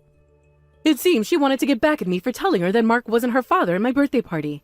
She was so angry, that stupid little girl. My daddy is so my daddy. She sounded so pathetic. I guess my worst fears came true. That poor girl really did inherit your awful personality. I see. And what's this about you getting a DNA test? You went to all that trouble over an innocent little joke? How embarrassing for you. I told you how traumatic it was for her. I wanted to do whatever I possibly could to reassure her that her father was, in fact, her father. I was doubtful a child as young as she was would even understand the significance of a paternity test. But it looks like just knowing that we can prove it was enough for her to be at ease again. Well, I'm terribly sorry to hear that. Sorry? What do you mean? I'm sorry to hear that Hannah actually is Mark's daughter. Imagine if that's what the results showed, and it would have been fantastic. That awful brat would have probably ripped her hair out. She'd be so sad. Not to mention you and Mark would have had a massive fight. You probably have even gotten divorced. Yeah, about that. You got the parties mixed up a little bit, but all of that is going to happen in short order. In fact, my husband is crying right now. What? What is he crying about? He's crying because he just found out that your husband isn't his real father. What? I don't understand. That was the result of the paternity test he took. We didn't just test Mark and Hannah for paternity. We tested your husband and Mark for paternity as well. Why? This doesn't make any sense. Why did my husband get a paternity test? He was concerned about Hannah, so we've been communicating back and forth for a while now. When we told him that we were considering getting a paternity test done on Mark and Hannah, he said that he wanted to get one done too. But he has no reason to suspect anything. Why would he want a paternity test? And the results said he wasn't the father. That must be a mistake. He must have gone through some third-rate paternity testing service. Actually, they had the test done twice at 2 different companies. The results were the same for both tests. Apparently, your husband has been suspicious about you for a long time. The only reason he's held back for so long is because he wanted Mark to be his son. But the truth is that he had doubts. This can't be. Back before you were pregnant with Mark, your husband said he had seen you together with another man. Then when you told him you were pregnant a short time later, well, he put 2 and 2 together. No. After all this time. Then when he heard about what you had said to Hannah, that made him even more suspicious. I guess he got tired of not knowing the truth and wanted answers, for better or for worse. Hold on a moment. He hasn't been home since yesterday morning. Does that have something to do with this? He told me that he was going to be going away for a while for work, but was that all a lie? I'm afraid it was. He says that he can no longer live in the same house as the woman who betrayed his trust. Is he with you right now? I'll be over there shortly. Tell him to wait right there. Let me save you a trip. He isn't here. All right, fine. Then tell me where he is. I'm sorry, Mom, but I can't tell you. Why not? Because he explicitly told me that he doesn't want you to know. Don't worry, though. He did say that he'll be contacting you in the near future. You just have to wait until then. In the near future? What is that supposed to mean? Don't ask me. I guess he'll contact you when he's ready. Please, Millie, I'm begging you. Tell me where my husband is. I need to see him and apologize. Give it up, Mom. There's nothing you could say or do to me that would get me to tell you where he is. If you really want to know, then you have only one option. Contact him yourself and beg him to tell you.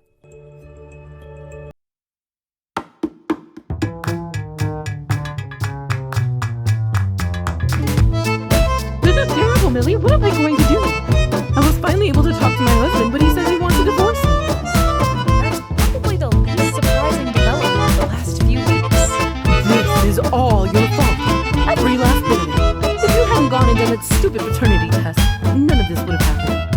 If that old fool actually goes through with this and divorces me, you're going to have to take responsibility for it. I'm sorry, what? Just how is any of this my fault? This all started when you told my daughter a vicious, cruel lie that Mark wasn't really her father. I didn't expect she would actually believe me. It was just a joke. Families tell that sort of joke all the time.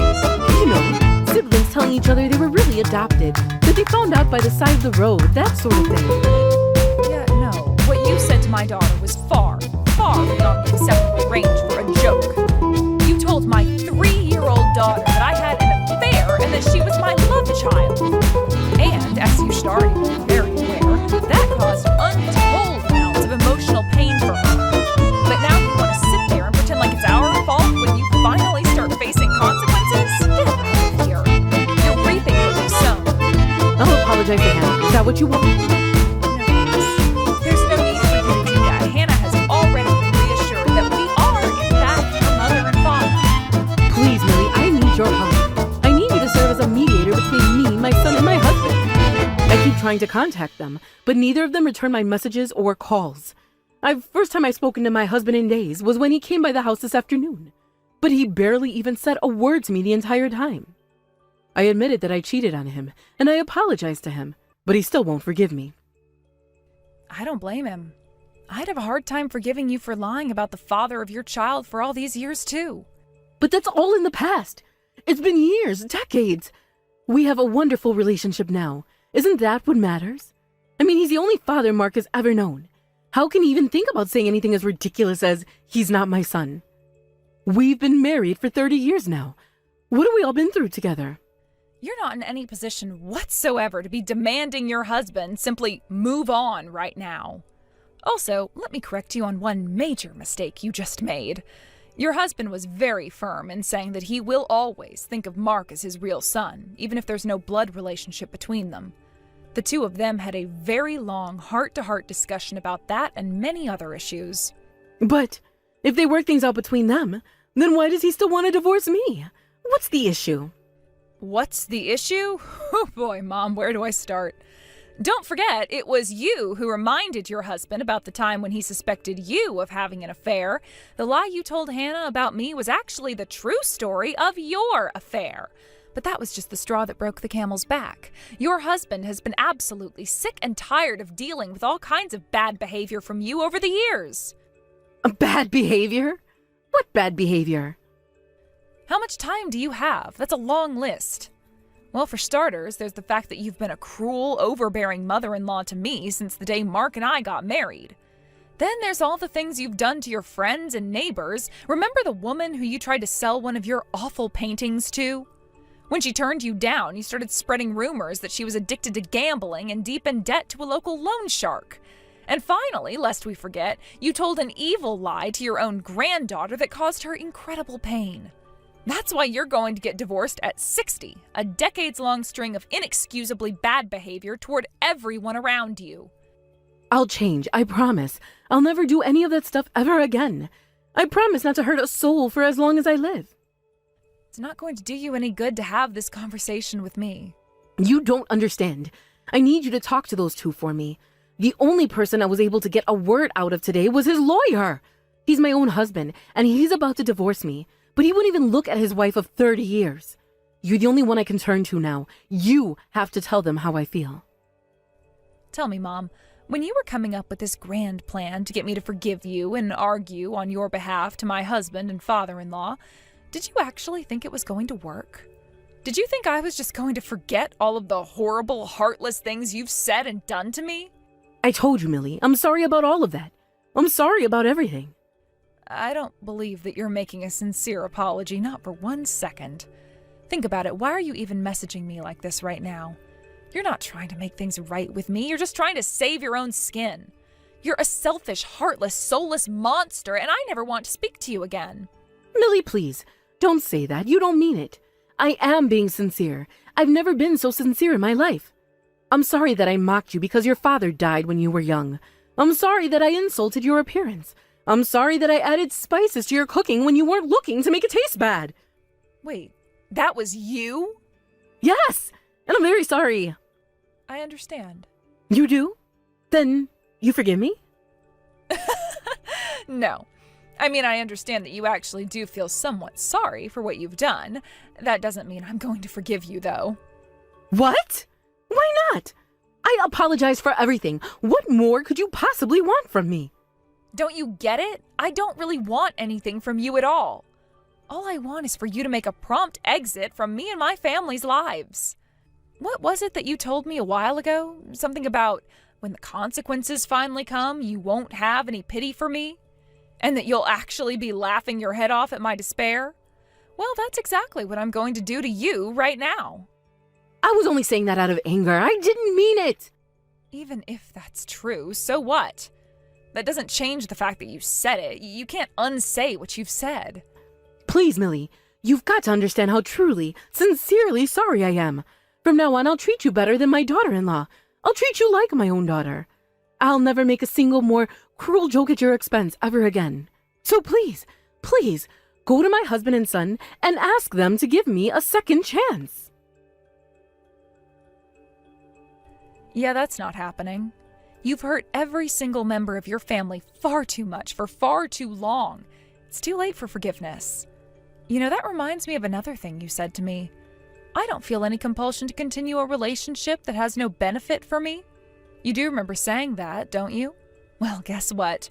A relationship with you has absolutely no benefit for me, and I'm putting an end to it.